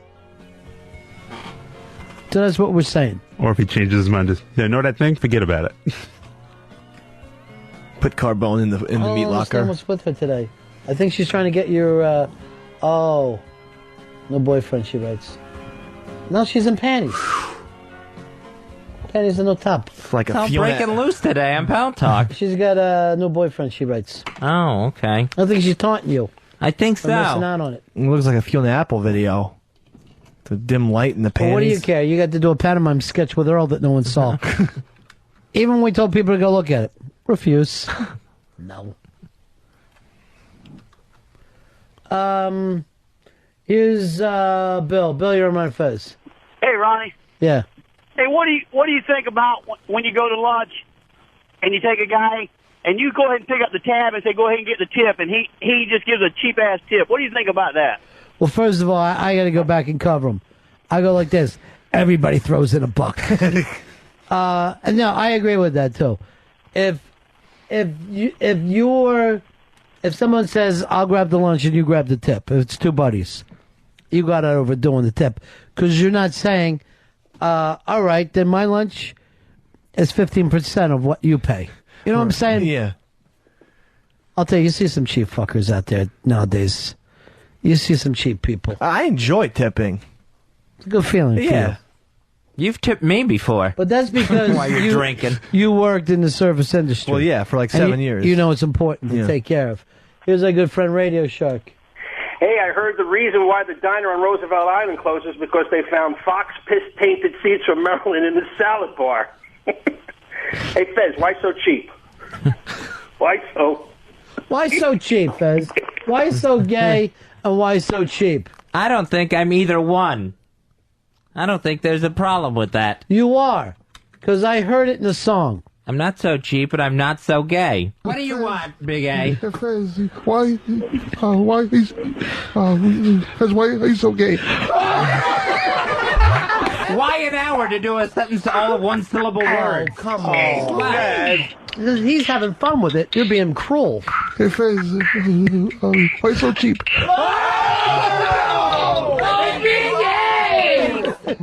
Perfect.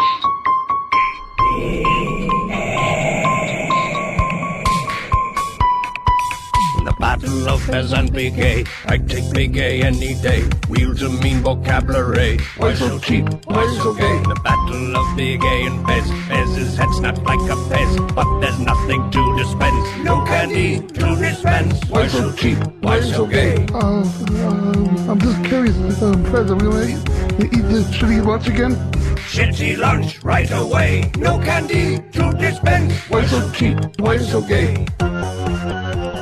Fez, your beard looks like shit. It's over. I'm stopping the fight. I'm stopping the fight. That Big A's got a line for everything.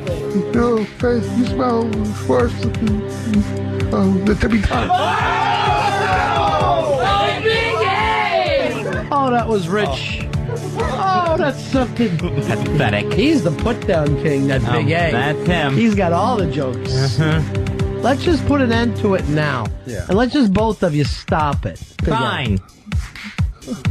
Okay. Are those nipples on your chest or giant saucers? Beer like shit, sauce and nips, shitty lunch right away. No candy to dispense. Why so cheap? Why so gay? It was our friend Hard Rock Johnny. Johnny! Hello, boys. Hey. First of all, the best part of that whole movie you guys were talking about before is when they're introducing all the other gangsters. Had to go get the papers. Yeah, I love that scene. I feel like going and watching that tonight. That's Jimmy 2 times. Yeah, he says everything 2 times. Everything 2 times.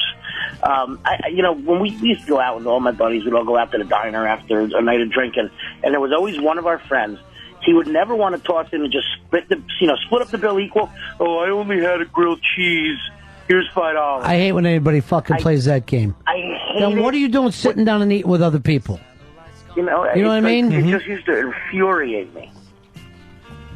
That fucking bugs me. Can you be that cheap in life that you can't even, throw in an extra $5 for your friends? I literally feel like people like that shouldn't have friends. They shouldn't. I agree totally. All right, Johnny. All right, boys. Johnny, true to Judas Priest and always, my friend. Nice. True to the priest and always. Hey, Dave. Yeah, Johnny. Did you go for your anniversary dinner? Thank you so much. I want to say Johnny hooked Casey and I up for our first year anniversary. We went back to the scene of the crime. Beautiful. Wonderful was dinner. it? Fantastic. Dave called me and asked me if I could get him an appointment at the Hard Rock. I forgot what the word was. Reservations appointment. Can you get me an appointment? That's been a year now. That was a great day for all of us. Yeah. That time it made more sense than your call at first. And no, Johnny, everyone they hooked us up. It was and the food was terrific. So thank you. I wish I could have been there. I'm in jolly old England again at this time of year. All right, we'll talk to you soon, Johnny. All right, boys. Bye. See ya. And see, that was a situation we got comped, but I gave her $30. Took care of her. And I think the check was only $30 because we didn't drink or anything. I think the check was only $30. Made it nice on her. Made it turn out to be a nice thing for her. I gave her the check. Yeah, that's the way to play. That's the way to play it. That's what you do. No, who were the chicks that were in your wedding? Let's go over because I forget them all. Wedding party was Lucci, Winnie Cooper, Solera. Lucci. Mm-hmm. Yeah, Winnie Cooper, Solera, HTG. Have you seen Winnie Cooper lately? No. No one ever does. No. 3 or 4 weeks ago. Where at? She came over to see the baby when the baby was like 2 or something like that. Right. But that would, 2 days the baby's old. a month old. Yeah. So, and that was it. And that was the only people in the wedding? Yeah, I just saw Solera yesterday. I never see Solera. On Monday, she came over. Why you go like this? Why you hate Ronnie B so much? That you never come around anymore. She's very busy with a new job, All right, so what? New job, forget all about Ronnie B? All right, I'll bet you to her. Yeah. I need a Pal Talk spy to get some pictures of her. I get my spies out there. Don't worry about me. I get things. I get them done. All right, that's it for us. We'll be back here tomorrow. Oh, it's Brian K. Vaughan Day, so that means no Earl Douglas. Earl, you will call us from the road. You're going to be on assignment. Yes, I will. Oh, one last thing. I promised. Oh, we had a birthday to announce today, too, right? The Daily Leader. The Daily Leader. Happy birthday. Happy birthday. And go ahead, say it. That's the end of my show. Donk. It's the Ron and Fez Show.